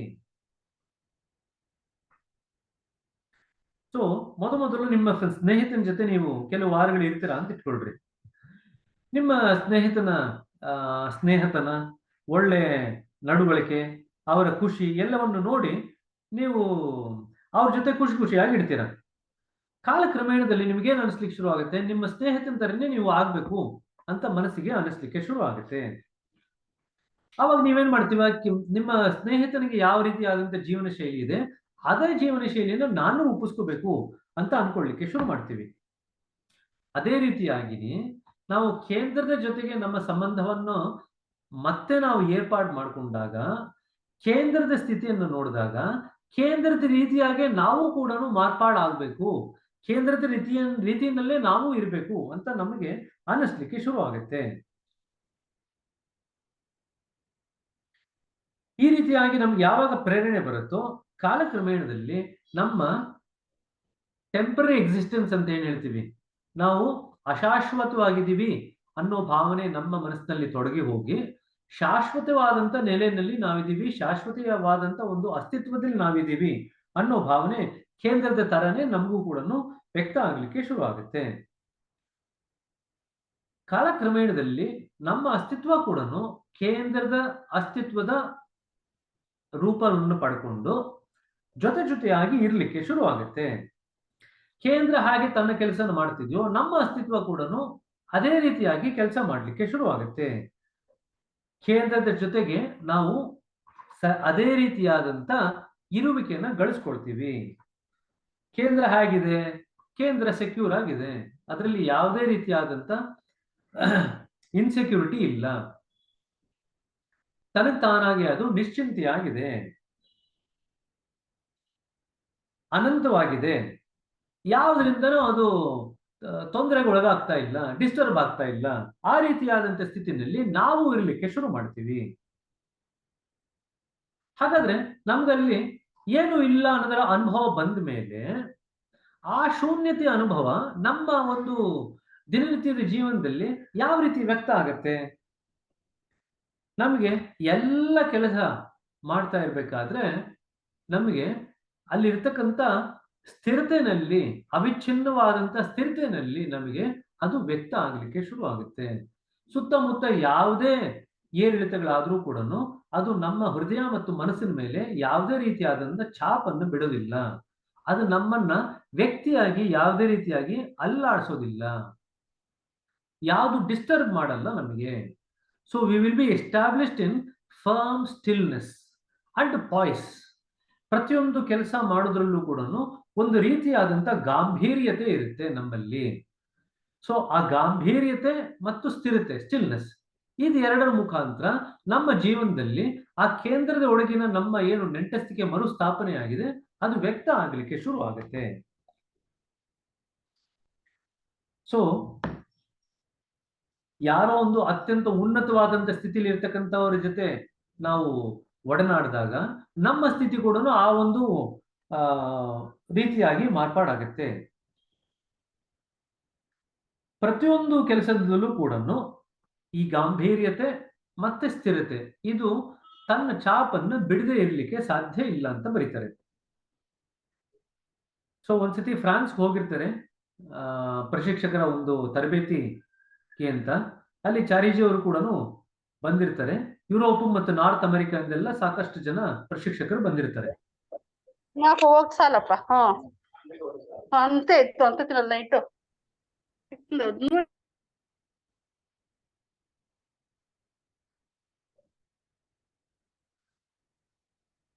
ಸೊ ಒಂದು ಸಾಯಂಕಾಲ ಚಾರಿಜಿ ಅವ್ರ ಜೊತೆ ಮಾತಾಡ್ತಾ ಇರ್ಬೇಕಾದ್ರೆ ಬಾಬು ಇವರು ನಮ್ಮ ದಾಜಿ ಅವರು ಯಾವುದೋ ಒಂದು ವ್ಯಕ್ತಿ ಬಗ್ಗೆ, ಒಂದು ಪ್ರಶಿಕ್ಷಕರ ಬಗ್ಗೆ ತಮ್ಮ ಒಂದು ಏನು ಅನಿಸಿಕೆ ಏನಿದೆ ಅದನ್ನ ಚಾರಿಜಿ ಅವ್ರ ಜೊತೆ ಶೇರ್ ಮಾಡ್ಕೊಳ್ತಾರೆ. ಸೊ ಚಾರಿಜಿ ಅವರು ದಾಜಿ ಅವ್ರಿಗೆ ಒಂದು ಪ್ರಶ್ನೆ ಕೇಳ್ತಾರೆ. ಇಷ್ಟು ಜನ ಬಂದಿದ್ದಾರಲ್ಲ ಪ್ರಶಿಕ್ಷಕರಲ್ಲಿ, ಇಷ್ಟು ಜನ ಪ್ರಶಿಕ್ಷಕರಲ್ಲಿ ಯಾರಿಗೆ ಅತ್ಯಂತ ಉನ್ನತವಾದಂತ ಸ್ಥಿತಿ ಇತ್ತು ಅಂತ ಹೇಳಬಲ್ಲೆಯಾ ಅಂತ ಕೇಳ್ತಾರೆ ಇಡೀ ಸೆಮಿನಾರ್ ನಲ್ಲಿ. ಸೊ ದಾಜಿ ಅವ್ರು ಏನ್ ಮಾಡ್ತಾರೆ, ಅದು ಆ ಪ್ರಶ್ನೆ ಅವರು ಅದನ್ನ ನಿರೀಕ್ಷೆ ಮಾಡಿರಲಿಲ್ಲ. ಪ್ರಶ್ನೆ ಅವ್ರು ಕೇಳಿದ ತಕ್ಷಣನೇ ಸ್ವಲ್ಪ ಮಟ್ಟಿಗೆ ವಿಚಲಿತರಾಗ್ತಾರೆ. ವಿಚಲಿತ ಆದ ನಂತರ ಅದಕ್ಕೆ ಉತ್ತರ ಹೇಳಲಿಕ್ಕೆ ಪ್ರಯತ್ನ ಪಡ್ತಾರೆ. ಒಂದು ಡ್ಯಾನಿಶ್ ಒಬ್ರು ಬಂದಿದ್ರು, ಪ್ರಶಿಕ್ಷಕರು ಬಂದಿದ್ರು ಡ್ಯಾನಿಶ್ ದೇಶದಿಂದ. ಅವ್ರ ಬಗ್ಗೆ ಅವರು ಒಂದು ಮೂಲದ ಮಡಿಲಿನಲ್ಲಿ ಕೂತಾಗಿತ್ತು ಅಂತ ಹೇಳಿ ಅದರ ಬಗ್ಗೆ ಒಂಚೂರು ವಿವರ ಕೊಡ್ತಾರೆ. ಸೊ ಚಾರಿಜಿ ಅವ್ರು ನಗ್ತಾರೆ. ಯಾಕೆ ಹಂಗ ಅನಿಸ್ತಿದೆ ಹಿಂಗೆ ಅಂತ ಕೇಳ್ತಾರೆ. ಸೊ ಇವರು ದಾಜಿ ಅವರು ಉತ್ತರ ಕೊಡ್ತಾರೆ, ಅವರು ಮಾಡ್ತಕ್ಕಂಥ ಪ್ರತಿಯೊಂದು ಕ್ರಿಯೆನಲ್ಲೂ ಕೂಡ ಸಹಜತೆ ತುಂಬಿದೆ. ತನ್ನ ಗಂಡನ ಕೈ ಹಿಡ್ಕೊಂಡಾಗ ಯಾವುದೇ ರೀತಿಯಾದಂತ ಆರ್ಟಿಫಿಷಿಯಾಲಿಟಿ ಇರಲಿಲ್ಲ, ಅಸಹಜತೆ ಇರಲಿಲ್ಲ ಅದರಲ್ಲಿ. ತನ್ನ ಗಂಡನ ಕೈ ಹಿಡ್ಕೊಂಡಾಗ ಪ್ರೇಮ ಅನ್ನೋದು ಹೃದಯದಿಂದ ಸ್ವಾಭಾವಿಕವಾಗಿ ತನಗೆ ತಾನಾಗಿ ಉಕ್ಕಿ ಹರಿತಾ ಇತ್ತು. ಧ್ಯಾನಕ್ಕೆ ಎಷ್ಟು ಸುಲಭವಾಗಿ ಅವರು ತಮ್ಮನ್ನು ತಾವು ತೊಡಗಿಸ್ಕೊಂಡ್ರು. ಅವ್ರು ಧ್ಯಾನ ಮಾಡಿದ ಮೇಲೆ ಅವರಲ್ಲಿ ಇರ್ತಕ್ಕಂಥ ವ್ಯಕ್ತವಾಗಿರ್ತಕ್ಕಂಥ ಆ ಸ್ಥಿರತೆ ಮತ್ತೆ ಅತ್ಯಂತ ತಿಳಿತನ, ಮತ್ತೆ ಧ್ಯಾನದಲ್ಲಿ ಅವ್ರು ಎಷ್ಟರ ಮಟ್ಟಿಗೆ ತಲ್ಲೀನವಾಗಿರ್ತಿದ್ರು, ಯಾವುದೇ ಕೆಲಸ ಮಾಡ್ಬೇಕಾದ್ರೆ ಆ ತಲ್ಲೀನತೆಯ ಅನುಭವ ಮತ್ತೆ ಆ ಶೂನ್ಯತೆ ಯಾವ ರೀತಿ ವ್ಯಕ್ತ ಆಗ್ತಿತ್ತು ಅಂದ್ರೆ ಅದನ್ನ ನಾವು ಇದೆ, ಆ ಶೂನ್ಯತೆ ಇದೆ ಅನ್ನೋದನ್ನ ನಾವು ನಮ್ಮ ಅನುಭವಕ್ಕೆ ತಂದ್ಕೋಬಹುದಾಗಿತ್ತು. ಈ ಎಲ್ಲ ಕಾರಣಕ್ಕೋಸ್ಕರ ಆ ಒಂದು ಸಿಸ್ಟರ್ ಪ್ರಶಿಕ್ಷಕರು ಏನಿದ್ರು ಅವರ ಒಂದು ಸ್ಥಿತಿ ಉನ್ನತವಾಗಿತ್ತು ಅಂತ ಹೇಳ್ತಾರೆ. ಆಗ ಚಾರಿಜಿ ಅವರು ಒಂದು ಕಣ್ಣು ಮಿಟಿಕ್ಸಿ, ಹಾ ಈಗ ನೀನು ಸರಿಯಾದ ದಾರಿನಲ್ಲಿದ್ಯಾ, ಅಲ್ಲಿಗೆ ಹೋಗ್ತಾ ಇದೀಯಾ? ಅದಕ್ಕೆ ಅವ್ರು ಹೇಳ್ತಾರೆ, ಅದಕ್ಕೆ ವಿವರಣೆ ಕೊಡ್ತಾ ಹೇಳ್ತಾರೆ, ಈ ಒಂದು ಸ್ಥಿತಿನ ನಾವು ಬ್ರಹ್ಮಗತಿ ಅಂತ ಕರಿತೀವಿ. ಬ್ರಹ್ಮಗತಿ ಅಂದ್ರೆ ಐಡಿಯಾ ಆಫ್ ಅಬ್ಸಲ್ಯೂಟ್ ಸ್ಟಿಲ್ನೆಸ್, ಸ್ಥಿರತೆಯ ಪರಿಪೂರ್ಣ ಸ್ಥಿತಿ ಮೂಲದಲ್ಲಿ ಹೇಗಿತ್ತೋ ಆ ರೀತಿಯಾದಂತ ಸ್ಥಿತಿನಲ್ಲಿ ಇರುತ್ತೆ. This absolute stillness also represents the infinite moment latent in the centre.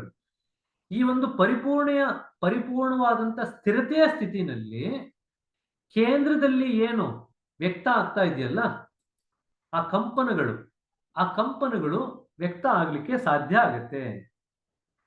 ಯಾವಾಗ ಒಬ್ಬ ಮನುಷ್ಯನಲ್ಲಿ ಈ ಒಂದು ಸ್ಥಿತಿ ವ್ಯಕ್ತ ಆಗುತ್ತೋ ಇದನ್ನು ನಾವು ಬ್ರಹ್ಮಗತಿ ಅಂತ ಕರಿತೀವಿ.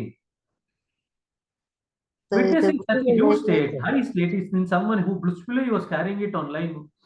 ಯಾರಿಗೆ ಜೀವನದಲ್ಲಿ ಸಹಜವಾಗಿ ತಮ್ಮನ್ನು ತಾವು ತೊಡಗಿಸ್ಕೊಂಡಿದ್ದಾರೆ, ಸಂತೋಷವಾಗಿದ್ದಾರೆ,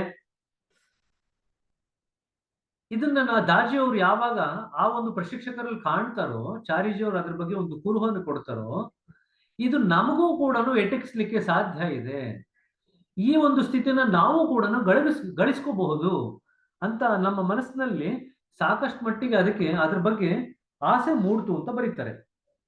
ನಮಗಿರ್ತಕ್ಕಂಥ ಇಷ್ಟ ಆಗ್ಬೇಕು ಅನ್ನೋ ಒಂದು ಆಸೆ, ಭಕ್ತಿ, ಇವೆಲ್ಲವೂ ಕೂಡ ನಮ್ಮನ್ನು ಆ ಸ್ಥಿತಿಯ ಎಡೆಗೆ ಕರ್ಕೊಂಡು ಹೋಗ್ಲಿಕ್ಕೆ ಸಹಾಯ ಮಾಡುತ್ತೆ. ನಾವು ತತ್ವಜ್ಞಾನದಲ್ಲಿ ಓದಿದಾಗ ಶೂನ್ಯತೆ ಅಂತ ಓದ್ತೀವಿ, ಇಲ್ಲದಿರುವಿಕೆ ಅಂತ ಓದ್ತೀವಿ, ಜ್ಞಾನರಹಿತವಾದಂತ ಸ್ಥಿತಿ ಅಂತ ಎಲ್ಲ ಓದ್ತೀವಿ. ಇವೆಲ್ಲವೂ ಕೂಡ ತಾರ್ಕಿಕವಾದಂತ ಶಬ್ದಗಳಷ್ಟೇ ಹೊತ್ತು ಕೂಡ ಅದರ ರುಚಿ ಕಾಣುವವರೆಗೂ ಕೂಡ ಇದಕ್ಕೆ ಯಾವುದೇ ರೀತಿಯಾದಂತ ಅರ್ಥ ಇರಲ್ಲ. ನಮಗೆ ಬರೀ ಬೌದ್ಧಿಕ ಸ್ತರದಲ್ಲಿ ನಾವು ಯಾವುದೋ ಒಂದು ವಿಚಾರನ ಗಳಿಸ್ಲಿಕ್ಕೆ ಪ್ರಯತ್ನ ಪಡಿದಾಗ, ಅದನ್ನ ಗ್ರಹಿಸ್ಲಿಕ್ಕೆ ಪ್ರಯತ್ನ ಪಟ್ಟಾಗ ತುಂಬಾ ಕಷ್ಟ ಅಂತ ಅನಿಸ್ಲಿಕ್ಕೆ ಶುರು ಆಗುತ್ತೆ. ಯಾವಾಗ ನಮ್ಗೆ ಅದು ಕಷ್ಟ ಅಂತ ಮನಸ್ಸಿಗೆ ಅನಿಸ್ಲಿಕ್ಕೆ ಶುರು ಆಗುತ್ತೋ, ಇದು ನಮ್ಗಲ್ಲ, ಇದು ಬೇರೆಯವ್ರಿಗಷ್ಟೇನೆ, ನಮ್ಗೆ ಇದು ಎಟಕ್ಲಿಕ್ಕೆ ಸಾಧ್ಯ ಇಲ್ಲ ಅನ್ನೋ ಮನೋಭಾವ ಮನಸ್ಸಿಗೆ ಬಂದ್ಬಿಡುತ್ತೆ. ಆದ್ರೆ ಈ ಹಂತದಲ್ಲಿ ನಮ್ಮಲ್ಲಿ ನಾವು ಏನು ಚಿಂತೆ ಮಾಡ್ಬೇಕಂದ್ರೆ ಅಥವಾ ಯೋಚನೆ ಮಾಡ್ಬೇಕಂದ್ರೆ, ಪ್ರತಿಯೊಬ್ಬ ಗೃಹಸ್ಥನಿಗೂ ಕೂಡ ಈ ಅತ್ಯಂತ ಉನ್ನತವಾದಂತ ಬ್ರಹ್ಮ ಸ್ಥಿತಿ ಅಂತ ಏನಿದೆ, ಬ್ರಹ್ಮಗತಿ ಅನ್ನೋ ಸ್ಥಿತಿ ಏನಿದೆ, ಅದು ಎಲ್ರಿಗೂ ಕೂಡ ಎಟಕ್ಸ್ಲಿಕ್ಕೆ ಸಾಧ್ಯ ಇದೆ. ಅದು ಎಟಕದಾಗ ಗೊತ್ತು ಕಣ್ರಿ, ನೋಡ್ದೆ ಮೆಸೇಜ್. ಸೊ ಪ್ರತಿಯೊಬ್ಬರು ಕೂಡ ಅನಂತದ ಮಡಿಲಿನಲ್ಲಿ ಕೂತ್ಕೊಂಡು ಜೀವನ ಮಾಡ್ಲಿಕ್ಕೆ ಸಾಧ್ಯ ಇದೆ ಅಂತ ಗುರುಗಳು ಬರೀತಾರೆ.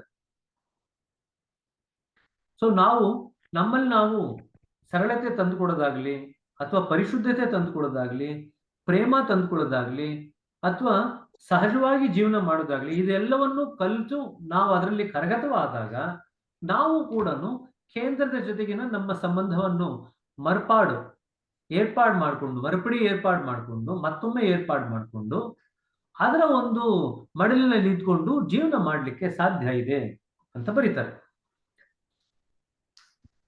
ಇನ್ನು 2 ಪೇಜ್ ಇದೆ, ದಾಜಿ ಅವ್ರದ್ದು ಸಿಟ್ಟಿಂಗ್ ಇದೆ ಅಂತ ಹೇಳಿ ಎಲ್ರು ಮೆಸೇಜ್ ಮಾಡಿದ್ದೀರಾ. ಸೊ ಇನ್ನು 2 ಪೇಜ್ ಇದೆ, ಇದನ್ನ ಮುಂದಿನ ಹಂತದಲ್ಲಿ ನೋಡೋಣ.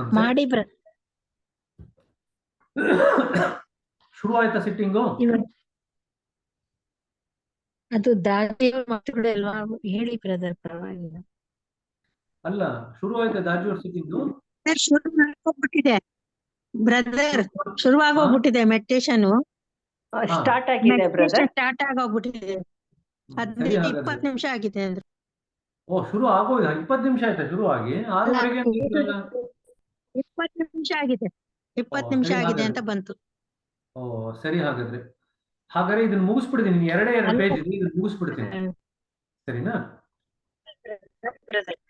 ಸೊ ದಾದಿಯವ್ರ ಮಾತೆ ಮುಗಿಸ್ಬಿಡಿ brother. there is one aspect of Brahmagati that I would like to explain further. ಬ್ರಹ್ಮಗತಿ ಬಗ್ಗೆ ಇನ್ನು ಸ್ವಲ್ಪ ವಿಸ್ತಾರ ಮಾಡಲಿಕ್ಕೆ ಈಗ ದಾಜಿಯವರು ಹೊರಟಿದ್ದಾರೆ. Whoever is in this state, whatever they offer in an affirmative state, it shall come to pass. ಈ ಸ್ಥಿತಿನಲ್ಲಿ ಇರ್ತಕ್ಕಂಥ ಯಾವುದೇ ಒಂದು ವ್ಯಕ್ತಿ ತಾವು ಏನ್ ಅನ್ಕೊಂಡ್ರೆ ಅದು ಗ್ಯಾರಂಟಿ ಆಗೇ ಆಗತ್ತೆ. ಇದನ್ನ ನಾವು ಸ್ಪೆಷಲ್ ವಿಲ್ ಅಂತ ಕರಿತೀವಿ. ಈ special will can affect the workings of the nature. ನಿಸರ್ಗ ಹಾಗೆ ತನ್ನ ಕೆಲಸ ಮಾಡುತ್ತೆ, ಅದನ್ನ ಈ ವ್ಯಕ್ತಿಯ ಏನು ಒಂದು ಮನಸ್ಸಿನ ಇಚ್ಛಾಶಕ್ತಿ ಏನಿದೆ, ಸ್ಪೆಷಲ್ ವಿಲ್, ಈ ಸ್ಪೆಷಲ್ ಆಗಿ ತನ್ನ ಒಂದು ಶಕ್ತಿನ ಬ್ರಹ್ಮಗತಿ ಸ್ಥಿತಿನಲ್ಲಿ ಇದ್ದಾಗ ಈ ಸ್ಪೆಷಲ್ ವಿಲ್ ವ್ಯಕ್ತ ಆಗುತ್ತೆ. ಆ ವ್ಯಕ್ತಿ ಏನ್ ಅನ್ಕೊಂಡ್ರು ಕೂಡ ಅದು ಮ್ಯಾನಿಫೆಸ್ಟ್ ಆಗ್ಲೇಬೇಕಾಗತ್ತೆ. The infallibility of the will is in fact the real interpretation of the condition of Brahmagati. ಬ್ರಹ್ಮಗತಿನಲ್ಲಿ ಇರ್ತಕ್ಕಂಥ ಸ್ಥಿತಿನಲ್ಲಿ ಇದ್ದಾರೆ ಅಂದ್ರೆ ಅವರಿಗೆ ಈ ರೀತಿಯಾದಂತ ಒಂದು ವಿಶೇಷವಾದಂತ ಇಚ್ಛಾಶಕ್ತಿ ಬಂದಿದೆ ಅಂತ. ಹಾಗಾದ್ರೆ ವಿಶೇಷವಾದಂತ ಇಚ್ಛಾಶಕ್ತಿ ಬಂತು ಅಂದ್ರೆ ಏನಾಗುತ್ತೆ? ಅಲ್ಲಿ ಯಾವುದೇ ಡೌಟ್ ಇರ್ಲಿಕ್ಕಿಲ್ಲ, ನಕಾರಾತ್ಮಕ ಧೋರಣೆ ಅಲ್ಲಿಗೆ ಇಲ್ಲ. ಮತ್ತೆ ಅಲ್ಲಿ ನಕಾರಾತ್ಮಕ ಧೋರಣೆಗೂ ಒಂದು ಅವಕಾಶ ಇಲ್ಲ, ಮತ್ತೆ ಅದರ ಜೊತೆಯಾಗಿ ಯಾವುದೇ ಕಲ್ಪನೆಗೂ ಕೂಡ ಅವಕಾಶ ಇಲ್ಲ. ಇದು ಹೀಗಾಗಲಿ ಅಂತ ಅನ್ಕೊಂಡ್ರೆ ಅದು ಹಾಗೆ ಆಗತ್ತೆ. ಕಾನ್ಫಿಡೆನ್ಸ್ ಎಷ್ಟು ಮಟ್ಟಿಗೆ ನಮ್ಮಲ್ಲಿ ಬೆಳೆಯುತ್ತಂದ್ರೆ ನಾವ್ ಏನ್ ಅನ್ಕೊಂಡಿರ್ತೀವಿ ಅದು ವಿರುದ್ಧ ದಿಕ್ಕಿನಲ್ಲಿ ಯಾವುದೇ ಆಲೋಚನೆ ನಮಗೆ ಬರಲ್ಲ. ಯಾವುದೇ ಒಂದು ಆಗಬಹುದೇನೋ ಅನ್ನೋ ಒಂದು ತೊಡಕು ಕೂಡ ನಮ್ಮ ಯೋಚನೆ ಕೂಡ ನಮ್ಮ ಮನಸ್ಸಿಗೆ ಬರದೇ ಇರೋದ್ರಿಂದ, ಯಾವುದೇ ಡೌಟ್ ನಮ್ಮಲ್ಲಿ ಬರದೇ ಇರೋದ್ರಿಂದ ನಾವು ನಕಾರಾತ್ಮಕವಾಗಿ ಯೋಚನೆ ಮಾಡ್ಲಿಕ್ಕೆ ಸಾಧ್ಯನೇ ಇಲ್ಲ. ನಾವು ಹಿಂಗಾಗಲಿ ಅಂತ ಅನ್ಕೊಂಡ್ರೆ ಹಂಗಾಗತ್ತೆ. ಅದು ವಿಶೇಷವಾದಂತ ಇಚ್ಛಾಶಕ್ತಿ ಪಡ್ಕೊಂಡಿರ್ತಕ್ಕಂಥ ಬ್ರಹ್ಮಗತಿಯ ಸ್ಥಿತಿನಲ್ಲಿ ಇರ್ತಕ್ಕಂಥ ವ್ಯಕ್ತಿಯ ಒಂದು ಸ್ಥಿತಿ. ಒಂದ್ಸತಿ ತಂದೆ ಮತ್ತೆ ಮಗ ಒಂದು ಬೆಟ್ಟದಲ್ಲಿ ಇಳಿತಾ ಇದ್ರಂತೆ. ಕೆಳಗಡೆ ನೋಡ್ತಿದ್ದಂಗೆನೆ ಹಿಂದಿನ ರಾತ್ರಿ ಸ್ನೋ ಪೌಡರ್ ಬಿದ್ದಿರುತ್ತೆ ಆಕಾಶದಿಂದ. ಅದಕ್ಕೆ ತಂದೆ ಹೇಳ್ತಾರೆ ಮಗನಿಗೆ, ಹುಷಾರಾಗಿ ನೀನ್ ಕೆಳಗಡೆ ಹೋಗ್ಬೇಕು, ಯಾಕೆಂತಂದ್ರೆ ಸ್ನೋ ಬಿದ್ದಿದೆ, ಸೊ ಕೆಳಗಡೆ ಕಲ್ಲುಗಳಿರ್ಬೋದು ಮತ್ತೆ ಮರದ ಕೊಂಬೆಗಳಿರ್ಬೋದು, ಹುಷಾರಾಗಿ ಹೋಗು ಅಂತ ಹೇಳ್ತಾರೆ. ಅದಕ್ಕೆ ಮಗ ಕೆಳಗಡೆ ನೋಡ್ತಾ ಹೇಳ್ತೇನೆ, ಎಲ್ಲಿದೆ? ಕಲ್ಲುಗಳು ಇಲ್ಲ, ನನಗೆ ಮರದ ರೆಂಬೆಗಳು ಏನೂ ಕಾಣ್ತಾ ಇಲ್ವಲ್ಲ. ನಾನು ಏನ್ ನೋಡ್ತೀನಿ ಅಂದ್ರೆ ನನಗೆ ಹೋಗ್ಬೇಕಾಗಿರೋ ದಾರಿ ಅಷ್ಟೇ ಕಾಣ್ತಾ ಇದೆ. ಸೊ ಈ ರೀತಿಯಾದಂತ ಕ್ಲಾರಿಟಿ, ಸ್ಪಷ್ಟತೆ ನಮ್ಮ ಮನಸ್ಸಿನಲ್ಲಿ ಆ ಒಂದು ವಿಶೇಷವಾದಂತ ಇಚ್ಛಾಶಕ್ತಿ ಬಂದಾಗ ನಮಗೆ ಕಾಣುತ್ತೆ. ನಮಗೆ ದಾರಿ ಅಷ್ಟೇ ಕಾಣುತ್ತೆ.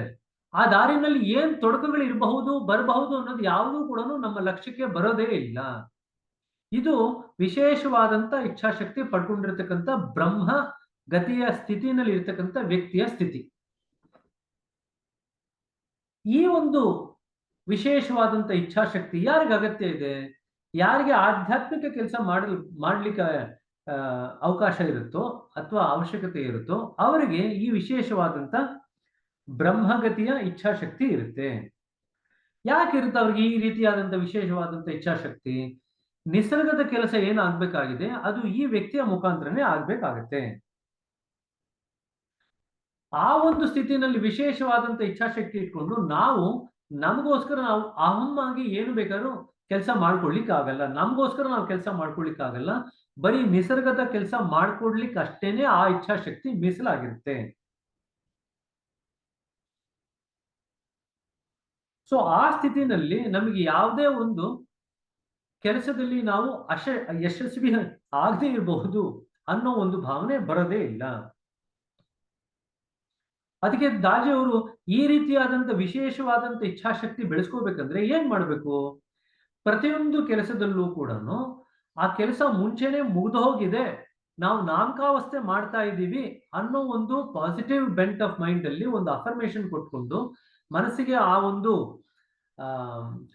ಸಲಹೆ ಕೊಟ್ಕೊಂಡು ನಾವು ಕೆಲಸ ಮಾಡ್ಲಿಕ್ಕೆ ಶುರು ಮಾಡಿದಾಗ ಕಾಲಕ್ರಮೇಣದಲ್ಲಿ ಈ ವಿಶೇಷವಾದಂತ ಇಚ್ಛಾಶಕ್ತಿ ಕೂಡ ನಮ್ಮಲ್ಲೂ ಕೂಡ ವ್ಯಕ್ತ ಆಗ್ಲಿಕ್ಕೆ ಸಾಧ್ಯ ಆಗುತ್ತೆ ಅಂತ ಬರೀತಾರೆ. ಸೊ ಪ್ರತಿಯೊಂದು ಕೆಲಸ ಕೂಡ ಆಗೋಗಿದೆ ಅಂತ ಅನ್ಕೋಬೇಕು. ದೈವದ ಜೊತೆಗೆ ಕೂಡಿ ಕೆಲಸ ಮಾಡ್ತಾ ಇದೀವಿ ಅಂತ ಅನ್ಕೊಂಡಾಗ ಏನಾಗುತ್ತೆ, ದೈವದ ಮುಖಾಂತರ ನಮ್ಮ ದೈವದ ಸಹಾಯದಿಂದ ನಮ್ಮ ಮುಖಾಂತರ ಕೆಲಸ ಆಗ್ತಾ ಇದೆ, ನಾವು ಒಂದು ನಿಮಿತ್ತ ಮಾತ್ರ ಅನ್ನೋ ದೃಷ್ಟಿಕೋನ ಇಟ್ಕೊಂಡು ನಾವು ಯಾವಾಗ ಕೆಲಸ ಮಾಡ್ಲಿಕ್ಕೆ ಶುರು ಮಾಡ್ತೀವಿ, ಆಗ ನಮಗೆ ಈ ವಿಶೇಷವಾದಂತ ಇಚ್ಛಾಶಕ್ತಿ ನಮಗೆ ಆಧ್ಯಾತ್ಮಿಕ ಕ್ರಿಯೆಗಳಲ್ಲಿ ಬೆಳಿಲಿಕ್ಕೆ ಸಾಧ್ಯ ಇದೆ ಅಂತ ಹೇಳಿ ದಾಜಿಯವರು ಬರೀತಾರೆ. ಹಾಗಾದ್ರೆ ಒಬ್ಬ ಮನುಷ್ಯ ಜನ್ಮದಲ್ಲಿ ಮಾಡ್ಕೋಬೇಕಾಗಿರ್ತಕ್ಕಂಥ ಒಂದು ವಿಶೇಷವಾದಂತ ಕ್ರಿಯೆ ಆದ್ರೂ ಏನು? ನಾವು ಇರ್ತಕ್ಕಂಥ ಈ ಒಂದು ಸ್ತರದಿಂದ ಕೇಂದ್ರ ಅಥವಾ ಮೂಲ ಏನಿದೆ ಆ ಸ್ತರಕ್ಕೆ ಜಿಗಿಲಿಕ್ಕೆ ಏನು ಅವಕಾಶ ಆಗತ್ತೆ ಅಂತ ಬರೀತಾರೆ. ಭೂಮಿ ಮೇಲೆ ನಮ್ಮ ಜೀವನ ಏನಿದೆ ಅದು ನಮ್ಮ ಇಚ್ಛಾಪೂರ್ವಕವಾಗಿ ನಾವು ಒಂದು ಹಂತದಿಂದ ಮತ್ತೊಂದು ಹಂತಕ್ಕೆ ನಾವು ಬೆಳಿಬೇಕಾಗತ್ತೆ. ಮನುಷ್ಯನ ಸ್ತರಕ್ಕೆ ಬರುವವರೆಗೂ ಕೂಡ ನಾವು ಆಟೋಮೆಟಿಕ್ ಆಗಿ ಬೆಳೆದಿರ್ತೀವಿ, ನಿಸರ್ಗದ ಸಹಾಯದಿಂದ ತನಗೆ ತಾನಾಗೆ ಬೆಳೆದಿರ್ತೀವಿ. ಆದ್ರೆ ಮನುಷ್ಯನ ಸ್ತರಕ್ಕೆ ಬಂದಾಗ ಕೇಂದ್ರದ ಸ್ತರವರೆಗೂ ಬೆಳಿಲಿಕ್ಕೆ ನಿಮ್ಗೆ ಇಚ್ಛೆ ಇದೆಯಾ ಇಲ್ವಾ ಅಂತ ಅದು ನಮ್ಮನ್ನು ಕೇಳುತ್ತೆ, ನಿಸರ್ಗ ಕೇಳುತ್ತೆ. ನಿಸರ್ಗ ನಮ್ಗೆ ಕೇಳಿದಾಗ ನಮಗೆ ಇಚ್ಛೆ ಇದೆ ಅಂತ ಹೇಳಿದ್ರೆ ಅದಕ್ಕೆ ಬೇಕಾದಂತ ವಾತಾವರಣನ ಅದನ್ನು ಸೃಷ್ಟಿ ಮಾಡ್ತಾ ಹೋಗುತ್ತೆ. ನಮಗೆ ಇಚ್ಛೆ ಇಲ್ಲ ಅಂತ ಹೇಳಿದ್ರೆ ಅದಕ್ಕೆ ಬೇಕಾಗಿರ್ತಕ್ಕಂಥ ವಾತಾವರಣ ಸೃಷ್ಟಿ ಆಗಲ್ಲ. ಎಲ್ಲರೂ ಕೂಡ ದಾಜಿಯವರು ಇಲ್ಲಿ ಕಡೆದಾಗ ಏನ್ ಬರೀತಾರೆ ಅಂದ್ರೆ, ಎಲ್ಲರೂ ಕೂಡ ಆ ಉನ್ನತವಾದಂತ ಸ್ಥಿತಿ ತಲುಪಲಿಕ್ಕೆ ಸಾಧ್ಯ ಆಗ್ಲಿ ಅಂತ ಹೇಳಿ ನಾ ಪ್ರಾರ್ಥನೆ ಮಾಡ್ತೀನಿ. ಸೊ ಎಲ್ಲರೂ ಕೂಡ ನಿಮ್ಮ ಅಭ್ಯಾಸಗಳು ಏನಿದೆ ಅದನ್ನ ಹಿಂದಿನಿಂದ ಹೆಚ್ಚಿನ ಯಶಸ್ವಿಯಾಗಿ ನೀವೆಲ್ಲರೂ ಕೂಡ ಶ್ರದ್ಧೆಯಿಂದ ಮಾಡ್ಬೇಕು ಅಂತ ಹೇಳಿ ಎಲ್ಲರನ್ನ ಕೇಳ್ತಾ, ನಿಮ್ಮ ಈ ಒಂದು ಸೃಷ್ಟಿನಲ್ಲಿ ನಿಮ್ಮ ಸರಿಯಾದಂತ ನೆಲೆ ಏನಿದೆ, ಸರಿಯಾದಂತ ಸ್ಥಾನ ಏನಿದೆ ಅದನ್ನ ಗಳಿಸ್ಕೊಳ್ಳಿಕ್ಕೆ ಎಲ್ರಿಗೂ ಸಾಧ್ಯ ಆಗಲಿ ಅಂತ ಹೇಳಿ ನಾನು ಆಶಿಸ್ತಾ ಈ ಒಂದು ಸಂಚಿಕೆನ ಇಲ್ಲಿಗೆ ಕಡೆಗೊಳಿಸ್ತಾ ಇದ್ದೀನಿ ಅಂತ ಹೇಳಿ ದಾಜಿಯವರು ಈ ಒಂದು 28ನೇ ಅಧ್ಯಾಯ ಏನಿದೆ ಇದನ್ನ ಕೊನೆಗೊಳಿಸ್ತಾರೆ. ಸೊ ಅಲ್ಲಿಗೆ 28 ಅಧ್ಯಾಯಗಳನ್ನ ನಾವು ಮುಗಿಸಿದೀವಿ. ಒಂದೇ ಒಂದು ಇಲ್ಲಿ ಕನ್ಕ್ಲೂಷನ್ ಅಲ್ಲಿ ದಾಜಿಯವರು ಏನ್ ಬರೀತಾರೆ ಅಂದ್ರೆ, ನಾವು ಕಣ್ಣು ಮುಚ್ಕೊಂಡು ಕೂತ್ಕೊಳ್ತೀವಿ ಧ್ಯಾನದಲ್ಲಿ, ಹೃದಯದ ಕಡೆ ಗಮನ ಕೊಡ್ತಾ ಕೊಡ್ತಾ ಹೃದಯ ತೆರೆಕೊಳ್ಳುತ್ತೆ. ಹೃದಯ ತೆರೆಕೊಂಡ್ಮೇಲೆ ನಮಗೆ ಅಲ್ಲಿ ಗಿಫ್ಟ್ ಬರ್ಲಿಕ್ಕೆ ಶುರು ಆಗುತ್ತೆ. ಹೃದಯದಲ್ಲಿ ಆ ಗಿಫ್ಟ್ ಬರ್ಲಿಕ್ಕೆ ಶುರು ಮಾಡ್ತಿದ್ದಂಗೆನೆ ಆ ಗಿಫ್ಟ್ ಯಾರು ಕೊಡ್ತಿದ್ದಾರೆ ಅಂತ ಹೇಳಿ ಆ ಗಿಫ್ಟ್ ಯಾರು ಕೊಡ್ತಿದಾರೋ ಅವ್ರ ಬಗ್ಗೆ ನಮಗೆ ಕೃತಜ್ಞತೆ ಬರುತ್ತೆ ಹೃದಯದಲ್ಲಿ. ಕಾಲಕ್ರಮೇಣದಲ್ಲಿ ಆ ಕೃತಜ್ಞತೆ ನಮ್ಮ ಹೃದಯನ ಮಾರ್ಪಾಡು ಮಾಡ್ತಾ ಹೋಗುತ್ತೆ. ಈ ಕೃತಜ್ಞತೆ ನಮ್ಮನ್ನ ಹೃದಯದ ಸ್ಥಿತಿನ ಮಾರ್ಪಾಡು ಮಾಡ್ತಾ ಹೋಗ್ತಾ ಕಾಲಕ್ರಮೇಣದಲ್ಲಿ ಪ್ರೇಮ ವ್ಯಕ್ತ ಆಗತ್ತೆ. ಯಾವಾಗ ನಮ್ಗೆ ಅಲ್ಲಿ ಪ್ರೇಮ ವ್ಯಕ್ತ ಆಗುತ್ತೋ ಆ ಮೂಲದ ಬಗೆಗಿನ ನಮ್ಮ ಒಂದು ಭಾವನೆ ಬೆಳಿಲಿಕ್ಕೆ ಶುರು ಆಗುತ್ತೆ, ಭಕ್ತಿ ಬರಲಿಕ್ಕೆ ಶುರು ಆಗುತ್ತೆ. ಯಾವಾಗ ಭಕ್ತಿ ಬರ್ಲಿಕ್ಕೆ ಶುರು ಆಗುತ್ತೋ ನಮಗೆ ಹೃದಯದಲ್ಲಿ ಕೃಪೆ ಹರಿಲಿಕ್ಕೆ ಶುರು ಆಗುತ್ತೆ. ಯಾವಾಗ ನಾವು ಆ ಕೃಪೆಯ ಅಲೆಗಳನ್ನು ನಾವು ದಾಟಿ ಮುಂದಕ್ಕೆ ಹೋಗ್ಲಿಕ್ಕೆ ಶುರು ಮಾಡ್ತೀವೋ ನಾವು ಶರಣಾಗತಿಯ ಸ್ಥಿತಿಯನ್ನು ಪಡಿತೀವಿ. ಯಾವಾಗ ನಮಗೆ ಶರಣಾಗತಿಯ ಸ್ಥಿತಿ ಬರುತ್ತೋ ಕಾಲಕ್ರಮೇಣದಲ್ಲಿ ಅದು ನಮಗೆ ಐಕ್ಯತೆಗೆ ನಾಂದಿ ಮಾಡಿಕೊಡುತ್ತೆ. ಇದಿಷ್ಟು ನಾವು ಸುಮ್ಮನೆ ಕಣ್ಮುಚ್ಕೊಂಡು ಧ್ಯಾನದಲ್ಲಿ ಕೂತ್ಕೊಂಡು ಮಾಡ್ತಕ್ಕಂಥ ಅಭ್ಯಾಸದಿಂದ ಆಗ್ತಕ್ಕಂಥ ಬೇರೆ ಬೇರೆ ಹಂತಗಳು ನಮ್ಮ ಬೆಳವಣಿಗೆ. ಪ್ರತಿಯೊಂದು ಧ್ಯಾನದ ಸ್ಥಿತಿ ಕೂಡ ಒಂದು ಪ್ರೇಮ ಕಥೆ ಇದ್ದಂಗೆ. ಯಾವ ಎರಡು ಪ್ರೇಮಿಸ್ತಾ ಇದೆ? ನಮ್ಮ ಆತ್ಮ ಮತ್ತೆ ಪರಮಾತ್ಮ ಇವೆರಡು ಒಂದನ್ನೊಂದು ಪ್ರೇಮಿಸ್ತಾ ಇದೆ. ಇಲ್ಲಿ ನೀರಿನ ಒಂದು ಬಿಂದು, ಒಂದು ಕಣ ಸಮುದ್ರದಲ್ಲಿ ತನ್ನ ಐಕ್ಯತೆಯನ್ನು ತಾನು ಪಡ್ಕೊಳ್ಳುವಂತ ಒಂದು ಕಥೆ ಇದು. ಎಲ್ರದೂ ಕೂಡ ಈ ಪ್ರಯಾಣ ಶುರು ಆಗ್ಲಿ ಅಂತ ದಾಜಿಯವರು ಆಶಿಸ್ತಾರೆ. ಪ್ರತಿಯೊಬ್ಬರ ಹೃದಯ ಕೂಡ ಪ್ರೇಮದಿಂದ ಪರಿಪೂರ್ಣವಾಗಿ ಹರಿಲಿ.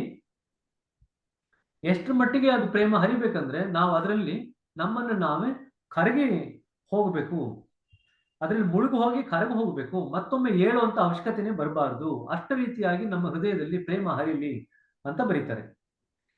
So with all my heart, I pray you, bask in love and cherish oneness on this journey that begins and ends in the deepest recesses of your heart.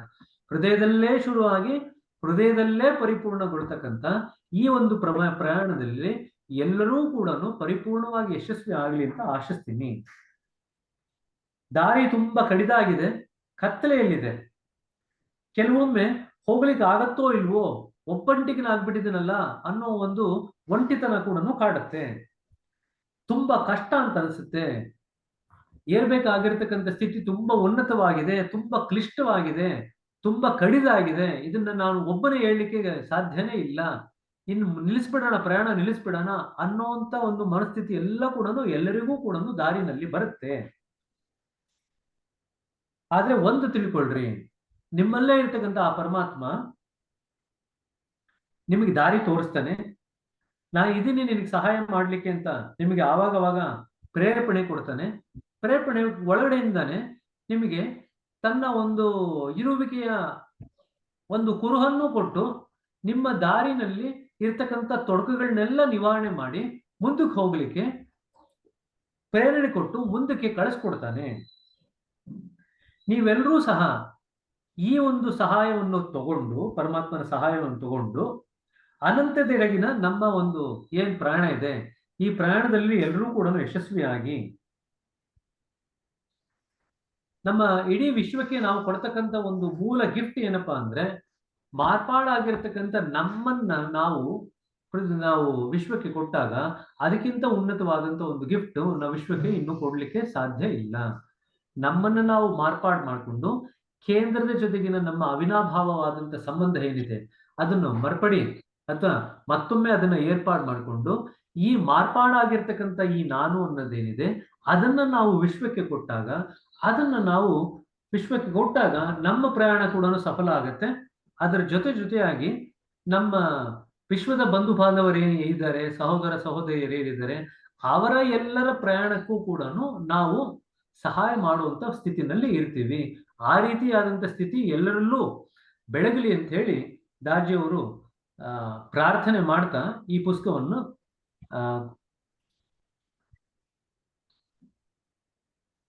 ಕೊನೆಗಾಣಿಸಿದ್ದಾರೆ. So ಒಂದೇ ಒಂದು ರಿಕ್ವೆಸ್ಟ್ ಬಂದಿದೆ. ಇದುವರೆಗೂ ನಾವೇನು ಮೊದಲ ಚಕ್ರದಿಂದ ಹಿಡಿದು ಕಡೆಯ 13ನೇ ಚಕ್ರದ ಕೇಂದ್ರದವರೆಗೂ ಏನು ಇವತ್ತು ನಾವೆಲ್ಲ ಪ್ರತಿ ವಾರ ಕೂತ್ಕೊಂಡು ಮಾತಾಡಿದ್ದೀವಿ, ಅದನ್ನ ಒಂದು ಸಿನಾಪ್ಸಿಸ್ ಆಗಿ ಒಂದು 1.5 ಗಂಟೆ ಒಳಗಡೆ ಎಲ್ಲ ಮುಖ್ಯ ಪಾಯಿಂಟ್ಸ್ ಏನೇನಿದೆ ಬೇರೆ ಬೇರೆ ಬಿಂದುಗಳಲ್ಲಿ ಬರ್ತಂಥದ್ದು ಅದೆಲ್ಲವನ್ನೂ ಕೂಡ ಒಂದೇ ಕ್ಲಾಸ್ನಲ್ಲಿ ಕವರ್ ಮಾಡ್ತು ಅಂತಂದ್ರೆ ಅದು ಎಲ್ರಿಗೂ ಕೂಡ ರಿವಿಷನ್ ಆದಂಗೆ ಆಗತ್ತೆ ಅಂತ ಹೇಳಿ ಒಂದು ರಿಕ್ವೆಸ್ಟ್ ಬಂದಿದೆ. ಅದನ್ನ ಮುಂದಿನ ತರಗತಿನಲ್ಲಿ ಅದನ್ನ ಮಾಡ್ಲಿಕ್ಕೆ ಪ್ರಯತ್ನ ಪಡೋಣ. ಸರಿನಾ? ಸೊ 6:45 ಆಗ್ತಾ ಇದೆ. ಯಾರಿಗಾದ್ರೂ ಏನಾದ್ರು ಪ್ರಶ್ನೆಗಳು ಇದ್ರು ಅಂತಾನೆ ಕೇಳಬಹುದು. ಬ್ರದರ್, ನಮ್ಮೆಲ್ಲ ಕನ್ನಡಿಗರಿಂದ ಅನಂತಾನಂತ ಹೃತ್ಪೂರ್ವಕ ಕೃತಜ್ಞತಾ ಪೂರ್ವಕ ವಂದನೆಗಳು ಬ್ರದರ್. ಬಹಳಷ್ಟು ಚೆನ್ನಾಗಿ ಇತ್ತು. ನಮಗೆ ಇದು ಒಂದು ಮಾಸ್ಟರ್ಸ್ ಬ್ಲೆಸಿಂಗ್ ಅಂತಾನೆ ಹೇಳ್ಬೋದು ಬ್ರದರ್. ಅಷ್ಟ್ ಚೆನ್ನಾಗಿ ಹೇಳಿದ್ರಿ, ತುಂಬಾ ಚೆನ್ನಾಗಿ ಹೇಳಿದ್ರಿ brother. We are fortunate enough to get this explanation, brother. Excellent explanation. ಸರಿ, ಇದೆಲ್ಲ ಗುರುಗಳು ಏನ್ ಪ್ರೇರೇಪಣೆ ಕೊಟ್ಟು ಮಾಡಿಸ್ತಾರೆ ಅವ್ರ ಮುಖಾಂತರ ಮಾಡ್ಬೇಕಾಗಿರತಕ್ಕಂಥದ್ದು, ಅವ್ರ ಮುಖಾಂತರ ಕೆಲಸ ಆಗತ್ತೆ. ಸೊ ನಾವೆಲ್ಲರೂ ಏನೇನೆಲ್ಲ ಕೇಳಿದೀವಲ್ಲ ಇದನ್ನ ಕೇಳಿಸ್ಕೊಂಡು ನಮ್ಮಲ್ಲಿ ಆಗ್ಬೇಕಾಗಿರ್ತಕ್ಕಂಥ ಮಾರ್ಪಾಡುಗಳು ಆಗ್ತಾ ಇದೆಯಾ, ಮಾರ್ಪಾಡುಗಳು ಆಗದೇ ಇದ್ರೆ ಎಲ್ಲಿ ತೊಡಕುಗಳಾಗಿದೆ, ಆ ತೊಡಕುಗಳನ್ನ ನಿವಾರಣೆ ಮಾಡಿಕೊಂಡು ಹೇಗೆ ನಾವು ನಮ್ಮನ್ನು ನಾವು ಮುಂದಿನ ಹಂತದ ಮಾರ್ಪಾಡಿಗೆ ನಮ್ಮನ್ನು ನಾವು ಸನ್ನದ್ಧ ಮಾಡ್ಕೋಬಹುದು, ಇದನ್ನೆಲ್ಲ ನಾವು ನಮ್ಮಲ್ಲಿ ನಾವು ನೋಡ್ಕೊಳ್ಳಿಕ್ಕೆ, ಅರಿವಿನಿಂದ ನೋಡ್ಕೊಳ್ಳಿಕ್ಕೆ ಸಾಧ್ಯ ಆಯ್ತು ಅಂತಂದ್ರೆ, ಇದುವರೆಗೂ ನಾವೇನ್ 27 ಸಂಚಿಕೆಗಳಲ್ಲಿ ಈ ಒಂದು ಸ್ಪಿರಿಚುವಲ್ ಅನಾಟಮಿ ಅನ್ನೋ ಒಂದು ಸಂಚಿಕೆನ ನಾವು ಮಾತಾಡಿದ್ವಿ. ಇದಕ್ಕೆ ಸಾಕಷ್ಟು ಮಟ್ಟಿಗೆ ಒಂದು ಮೆರುಗು ಸಿಗತ್ತೆ. ಯಾರೇ ಇದನ್ನ ಕೇಳಿದ್ರು ಕೂಡ ಇರ್ತಕ್ಕಂಥ ಒಂದು ಹಂತದಿಂದ ಮುಂದಿನ ಹಂತಕ್ಕೆ ಬೆಳಿಲಿಕ್ಕೆ ಸಹಾಯ ಆದ್ರೂ ಕೂಡ ಪಟ್ಟಂತ ಪರಿಶ್ರಮ ಸಾರ್ಥಕ ಆಯ್ತು ಅಂತ ಅನ್ನಿಸ್ಲಿಕ್ಕೆ ಶುರು ಆಗುತ್ತೆ.